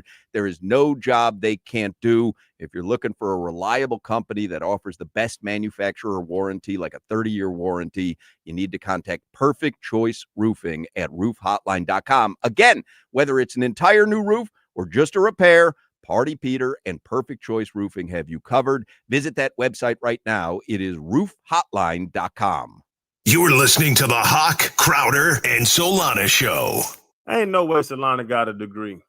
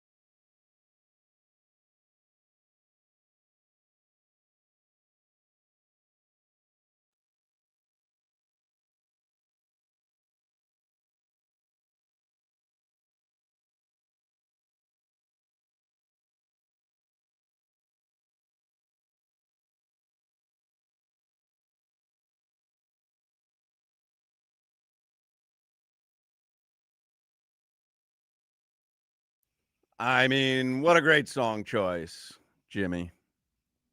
We're very excited because in the studio with us, and by the way, 5 o'clock hour is the Funky Buddha Happy Hour, brought to you by our friends at Funky Buddha Brewery. And we're excited because the MLS Championship Trophy and Kevin Egan are in studio with us. And Solana and I were just taking pictures. And Crowder is so excited about this trophy that he's sleeping on his bed in his hotel in Nashville. And so we're gonna have to get him. We're gonna have to get him Mike, Jimmy. You're gonna. He's not here every day, so you gotta do his Mike and make sure his levels are set as well. He's a visitor, Jimmy. I want you to treat him with the respect You got me, Jimmy? that he. There we go. Sounds There so it good. is. The Philip Anschutz Trophy. Am I saying it correctly? Yeah, Philip All right. Anschutz, yeah. The Correct. MLS Cup Trophy is named for soccer visionary Philip F. Anschutz. And the trophy reflects, do you know this? The traditions of the game while providing a dynamic and forward-looking design. Wow. Were you aware of that? How beautifully said. Since 1996, the MLS Cup Championship Trophy has been presented as a symbol of the highest achievement in North America's top-flight professional soccer league. I'm guessing that's the MLS. Am I correct there? I correct. believe so. All right, just wanted to make sure. All right, so we're Loving looking. your attire today. We're by the way, looking. Solana. Yeah. So you impressed with his Galaxy Yeah. jersey? Yeah, I brought out, you know, the OG Galaxy jersey. They were the last team to hoist the trophy. True. Yeah. Those are your reasons. You're in Miami, right? I'm in Miami. Vancouver are the visitors, and you're wearing a Galaxy jersey. I thought it was a questionable choice odd. at best because he's a big Inter Miami fan and he's Uruguayan. He loves Luis Suarez. He's protesting because Suarez has been on the bench. Is that Yeah. I'm not thrilled about that, but I understand. I think he was kind of for for the punishments. Kevin Egan is with us. So he's leading Apple TV's pregame, halftime, and postgame coverage of MLS Cup on Saturday. It's free to watch through Apple TV or the app or online at tv.apple.com. Pregame starts at 1 o'clock. Hey, you got a long day ahead of you on Saturday. long day. Great day, though. Great day. Like, this is, I think, widely regarded, guys, as the greatest MLS Cup final matchup of all time. Like, the greatest of all time. Because of Leo Messi. Because of Lionel Messi, but also the stories. Like, Jordi Alba, Sergio Busquets, it's their final game. Right. This is it for them. Will they go out as champions? Will they go out with a bit of heartbreak with Thomas Muller, who has been like kryptonite for Lionel Messi throughout his career? I mean, Muller, it's astonishing when you dig into the stats. Muller has the best record of any player that's played 10 games or more against Lionel Messi. And there are a lot of players that have played that many games against Messi. But Muller, through his time with Bayern Munich and Germany, has been a thorn in Messi's side. Like, think about, you're a big fan of the game, right, Solana? Yeah. Like 2010 World Cup quarterfinal when Maradona was the coach, Mascherano was the captain of Argentina, and Messi was beaten by Muller. Muller opened the scoring that day in a 4-0. Blew them hammer. out 4-0. Yeah. Battered them. Yeah. Then 4 years later, Germany beat Argentina in the World Cup final. Then, Barcelona suffered their greatest ever, their biggest European defeat, 8-2 in 2020. And it wasn't just Messi. It was Suarez, it was Busquets, it was Alba, all on the pitch. It was Thomas Muller that opened the scoring that day. Thomas Muller scored a brace in the first half that day. So Muller has always had the edge over Messi. And he said on Apple TV recently that he's going to come hunting Messi yet again. So it's a beautiful, like, we're in the storytelling business, and this is one of those subplots that's just class. I'm glad you bring it up because I know Mueller was trying to downplay it a little bit. And I know he's gone there, though. Right. He's been dealing with a little bit of injury, too. So maybe he didn't want to, like, lift those expectations of he has to perform. But, I mean, it's Messi, Mueller. Like, this is, best case scenario for the MLS, I imagine, right? Yeah, it is. It certainly is. And look, if Muller starts, he's got a great guy coming in off the bench in Ryan Gauld, who's a designated player, who's one of their, if not the best player that Vancouver have had over the past few years, not named Thomas Muller. So hopefully Muller's good to go. Hopefully we get a great game, guys. I'm just buzzing to be in South Florida again. I used to live here. I lived here for 3.5 years, and it's great to be back. For those who don't know Kevin Egan, by the way, prior to joining MLS Season Pass in 2023, he was broadcasting MLS matches with the Chicago Fire, which is where I'm from. I'm a Chicagoan. Where in Chicago? Highland Park, North Nice. Suburbs, Yeah. and Atlanta United as well. But he was also a broadcaster, I don't know if you know, for WWE. And for me, I'm not a huge wrestling guy either, but I do have a Mount Rushmore Okay, here of we go. wrestling announcers. Wow. Are you ready? Yes, hit me, All right. please. I've got Mean Gene Okerlund, Okay. Love me and Gene. Gorilla Monsoon, Of course. Gordon Soley. Okay. Yeah, you guys are a little young to know Yeah. Gordon Soley. Gordon Soley. There's only one spot left. I know. Lord Alfred Hayes. Okay, so no JR. No Nah, Michael Cole. It's beyond my, like, Yeah, I'm a very fair enough. early wrestling fan. I'm much older Fair than you enough. guys. What do you think about my Mount Rushmore? I think I like it. I mean, I like it. Look, I like, people know this about me. I was not from the wrestling world at all, but I got offered an attempt to go audition to be part of it, and I went and I did it, and I absolutely loved it. I fell in love, with the blockbuster feel of what we were doing. The backstage reporter was the audition, and so I'm acting with people, and you're avoiding wrestlers and you're having fun with the situation. And then I got promoted to commentator, which is a completely different beast. It's a completely different job in a way, because you're ringside, and I loved it. It was 3 years, but man, it was not. Who's your favorite wrestling announcer of all time? Solana? I'm staring at him. Yeah. right now. It was Kevin Egan and Craig Minervini. Said no one ever. Solana. It was Kevin Egan and Craig Minervini. And then, of course, you were in Chicago for a while. Deep dish pizza, Chicago style deep dish pizza, better than New York style, better than Detroit. Do you know what? I don't think so anymore. Wow. I would have said yeah. And don't give me you're a bit of a yuppie. You're from Highland Park. Hoch. That is true. Yeah, I'm not it's exactly a little posh up not that exactly, area. not exactly a city guy. No, give me a bit of. I'm starving now, so a bit of deep dish would be lovely, actually, if there was any going. But you're not a big deep dish fan anymore. It's gorgeous, but one slight, too much. Like, all of a sudden now you're getting older, and you're watching what you're eating, and deep dish it's a beast. Like, it'll put you to sleep, wouldn't it? Yeah. It's a lot to handle. So New York City, a New York City slice. You'd prefer that? Chicago style tavern pizza, square cut. Look, they're both better. great. I live in Atlanta now, and the food scene in Atlanta, we've got a long way to go Oh, compared to Chicago and New York. I was just in Atlanta a couple months ago. My college roommate is the president at AFC Bournemouth. Oh, wow. And they had a little Premier League action at the Atlanta Stadium. Mercedes-Benz Stadium, Yeah. It was kind of exciting. We're going to have 8 World Cup games coming to Atlanta, Georgia, in that stadium. Yeah. So let me ask you this. Win or lose, the Messi era in MLS and Inter Miami is a smashing success, or does he need to hoist this trophy? It's funny. Like, I was debating this, and we were having a back and forth conversation with Chris Whittingham only last night about this. And we were talking about the pros and cons. There's no doubt about it. Commercially, Messi's effect has been absolutely insanely successful. It's the most popular jersey and the most sold jersey in the world in any sport is the Messi pink Miami jersey. Think about that for a second. A Major League Soccer jersey is the most popular on the planet, but he hasn't won it here yet. He hasn't won MLS Cup. And if he gets over the line here, I hope that it piques the interest of more casual sports fans in this country and more fans of the beautiful game around the world that can see this. Certainly at a time, like, my parents are in Dublin, Ireland. Our pregame show will be at like 6:30 on a Saturday for them. It's ideal. They can sit back and relax. We're obviously global with Apple TV. So hopefully it gets a few more eyeballs. We're talking 7:30 Barcelona time for fans of Messi in Barcelona. And I just hope this is one of those occasions where people say, Major League Soccer, wow, it's actually come a long way, because it has. I started broadcasting the league in 2012. And it's remarkable the steps the league has taken since then. That's why I'm fascinated with this entire storyline of Messi hoisting the cup, because a lot of people internationally, or you mentioned Barcelona, they saw Messi going to MLS and they're like, oh, he's going to run away with that league. That league doesn't stack up against the best leagues in the world. And I think, to a certain extent, it is true, but you're right. I mean, you're talking about Messi, Mueller in the final, and the way Son has come on, and just like the names. Salah heavily linked now too. Correct. Yeah, I'm looking forward to that. Would Messi winning the title fuel those criticisms of the MLS, or do you think at this point, because it took Messi 3 seasons, that people are starting to respect the fact that, hey, the MLS from within has grown? Yeah, it's grown without question. Like, we're in the weeds, and that's the hardest part when we're looking for growth. Any of us as sports fans, and maybe it's your local team, and you're like, why haven't we gotten better? But maybe you have gradually, and you just haven't noticed because you're in those weeds.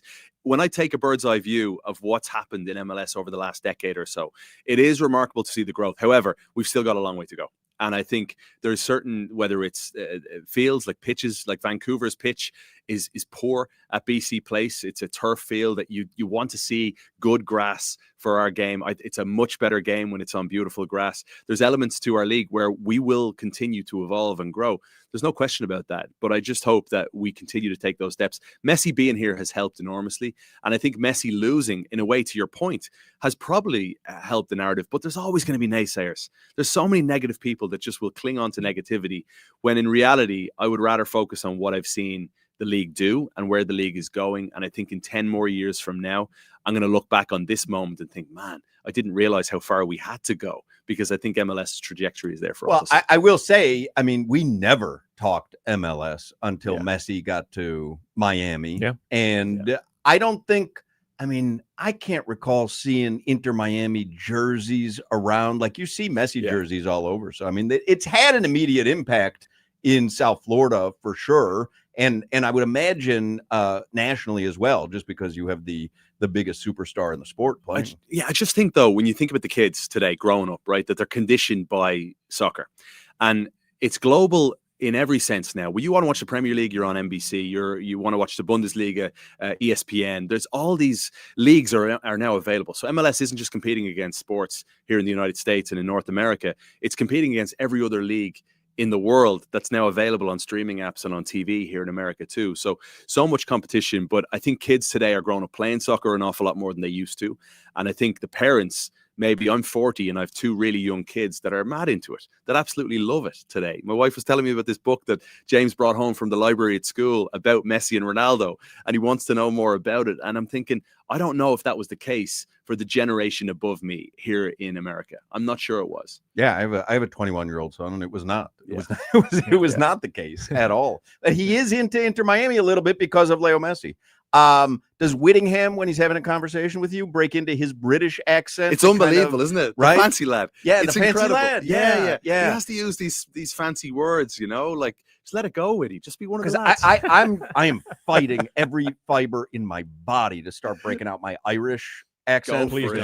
Please do it. No, I promise Solana. I promise Solana. No, go on. Give us one example. Well, let me just ask you: have you ever had the Shamrock Shake at McDonald's? Absolutely not. Yeah. Oh, you haven't. Shame on you, Hoch. Interesting. Hoch, you drinking green beer now? What are you doing? I thought that was like the national drink of Ireland. Stop it, Hoch. No, the Shamrock Shake Shake is is not. Top of the morning to you. Do you want a few Lucky Charms? You have to eat Lucky Charms. Oh, Hoch, will you shut up and listen to yourself? I can't believe this. This is a shocking turn of events. All right. Please don't tell me you pollute your Guinness. Please just tell me when you have a pint of Guinness, you leave it as is. I could never drink a Guinness if Can't split the G. I could probably split the G because I'm very talented that way. I don't know if you can. But I can't drink one. That's like petroleum to me. I need the wimpiest American beer. By the way, 5 o'clock hour is the Funky Buddha happy hour, and thank you to our friends at Funky Buddha Brewery. But that Guinness, like, do you drink it room temperature the way they? We like it ice cold. Oh, you do? That's a myth. But isn't it very thick? It's like petroleum. I have a sip of that. It is less calories than your wimpy light beers. Nah, but there's you can't drink a Guinness. Oh, I split the G. Stop it. Every time. But I'm not talking about splitting the G. I'm talking about drinking the full Guinness. I'll throw down Guinnesses all day. How many pints can you knock down, Egan? I don't know. Oh, you know. The point is later in the night I might not have been able to count. Yeah. I could. We were in London, my wife and I, for the first time in February, and I could not believe how many beers people drink throughout a day, or just at lunchtime. In London, okay. But I'm imagining it's very the same, very similar. I don't think. I honestly, my Irish friends here in America would think. I think people drink more here than they do in Ireland. Really? Yes, without question.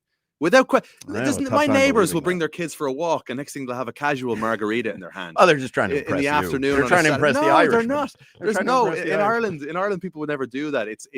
It's also not in Ireland it's never about getting drunk. It's about being social. And there's never TVs on in the pubs. When you go in casually, you'll very rarely see TVs on. It's much more about, as we say, CRAIC, the crack. It's about conversation. It's about singing songs. It's about like telling jokes, taking the mick out of your friends. It's a very social place, Ireland. You're telling me, though, that in every refrigerator in Ireland, there's not a ready-to-go Shamrock Shake at any given moment. I mean, having a tough time buying this. What are we dealing with? Having a tough time. What are we dealing with over here? I told you, you read it. I told you. That's where I learned. That's where I learned my geography and history. It was from McDonald's and pop culture and fast food.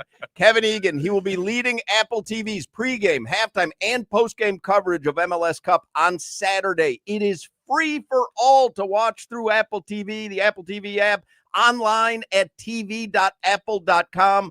Pre-game show starts at 1 p.m. I'm guessing you don't want to make a prediction. I think it's going to go to extra time. I'll give you that much. Really? I think it's really close. I think Vancouver are a much, much better team than people think. I think they're going to come here and not give a damn that they're in Miami and going up against Messi. Muller is a mental giant. And I just think they're going to impose their game on Miami, and they're going to cause Miami big time problems. Think there's going to be huge celebs in attendance? Yeah, big time. Who do you think? Who do you know? Well, Who do you there'll know? be Solana. Who do you- Starting with Solana. Solana's going to be there. Are you going to be there on Saturday? I will not. I You will not won't? be there. No? Well, I work the Miami Heat broadcast. There's a Okay. Heat game that night. Call Unfortunately, in sick, Solana. But I remember, like, what wasn't Messi's first game? Wasn't like LeBron there and Tom Yeah, Brady there? We're gonna have. Do you know of any? Do you want to? Trina, do we have anyone? Do we want to know it? Do you want to share with us? well, I did. As we get closer, she won't. Maybe for Mike Cunha at CBS Oh, 4. that's right, The TV. world's number one tennis player was there the last day. Carlos Alcaraz was. At That's the what game. I want. I wanted to try to get some sort of breaking news here because Carlito Alcaraz brought out the trophy, and I was wondering with the trophy. What are you doing there? Carlitos Alcaraz. Yeah, what are you doing? Everybody calls him Carlitos. I'm sure Kevin does as well. I call him Carlos. Yeah. I've never heard that in my life. Well, he brought out the trophy, which I thought was random. I mean, he's the number one tennis player in the world, sure, but like just because he's there, was that the decision where No like, idea. hey, Alcaraz is there, we're gonna have him take out the trophy for the Eastern Conference champions? And what if Inter Miami hadn't won? Would it have still been Carlos Alcaraz? And I'm just wondering if that's been set up already. Will there be a celebrity passing the champions the trophy? Oh. I know David Beckham will obviously be there, right? As To the owner. accept the trophy. Steve Nash is one of the owners of Vancouver. Oh, I didn't I'm know not that. Sure, yeah, I'm not sure if he's going to be there. Oh. I think we're going to see a host of celebrities. We've seen many from Serena Williams to all sorts of great Hollywood actors, and that's one of the fun aspects of MLS right now. The ownership group. When you think about some of the owners that we have, from Matthew McConaughey in Austin to Magic Johnson out in LA to David Beckham in Miami, it's the who's who really of actors and sports stars that are owning in the league right now. Oh, what a delight. Kevin Egan and the Cheers, trophy. guys. We got to Yeah. see the trophy up close and person. personal. I mean, Yeah. that's kind of cool. And maybe Inter Miami and Leo Messi will be hoisting it on Saturday. We will find out. Chase Stadium is where all the action will take place. I'm loving the comments, by the way. What when you're in Atlanta, you ever eat at the Varsity? I just did for the first time. Did you really? I went there. We shot a FIFA documentary from the Varsity. Not going to lie to you. Shouldn't admit this, but I didn't eat there. We shot it, and I kept going because it didn't look too tasty. Well, Crowder, so I've always wanted to go to the Varsity, and I've only been to Atlanta a few times, and I Yeah. didn't get to go last time. I But need to give it a go. Crowder grew up in Atlanta, and he's telling me, like, don't go there. It's disgusting. It's greasy and It's whatever. there since but 1928. I know. I kind of want to experience. Well, we should go together. My wife was telling me the I'm dinner was ready. in. I was on the way home. Let me I text didn't- Whitty and see what Yeah. he's doing, and we'll get He's together. Whitty, the fancy lad, is not going to eat at the Varsity. That's true. He will Come not on. eat at the Varsity. This guy has a butler. Yeah. Or he could be a butler.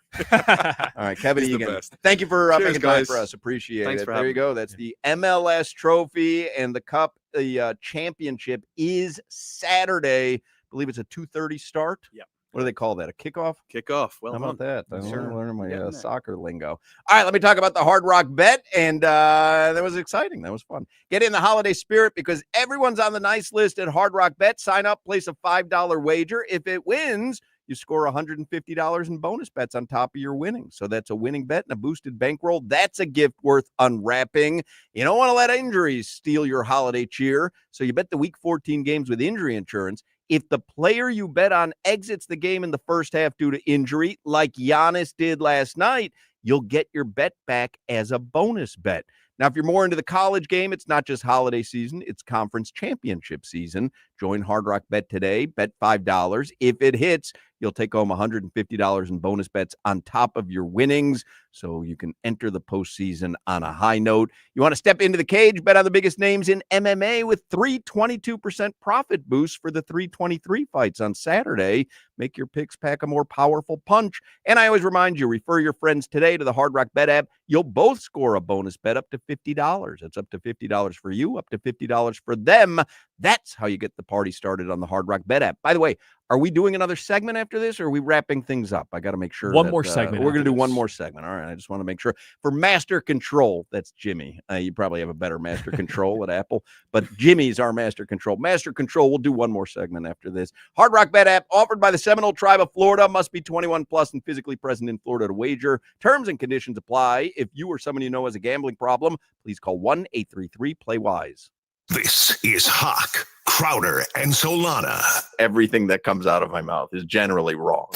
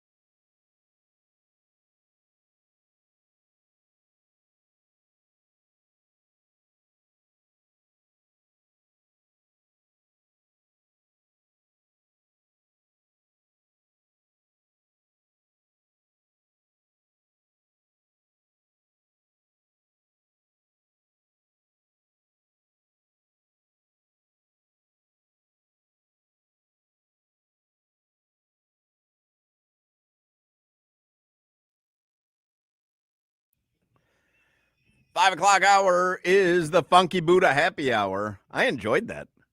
I like anybody with a British or an Irish accent, Aussie accent. I like accents.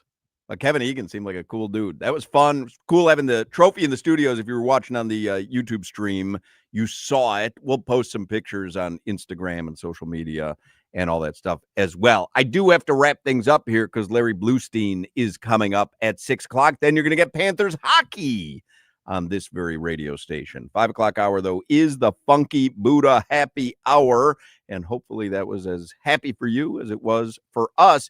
Before we get out of here, I want to talk about Atlantic Men's Clinic, because if you listen to this show, you know I go there once a week. I get my testosterone shot. I look forward to it. Changed my life. And the holiday season, it being here means there's a lot of hustle and bustle and activity. But if your energy's drained and you're not sleeping well and your sex drive is nowhere to be found, maybe it's tough for you to feel festive, but those could be signs of low testosterone.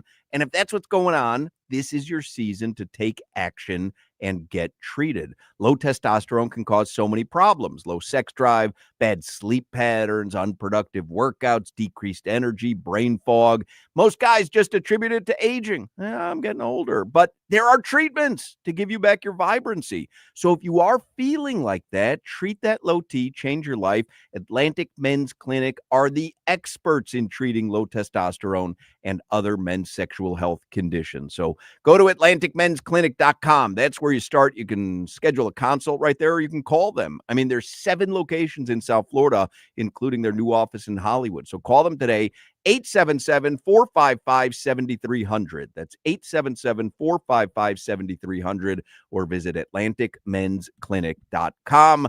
That will do it for us on this Thursday. What a fun Thursday that was. Everybody have a great and safe Thursday night. Go Panthers. We will speak with you mañana.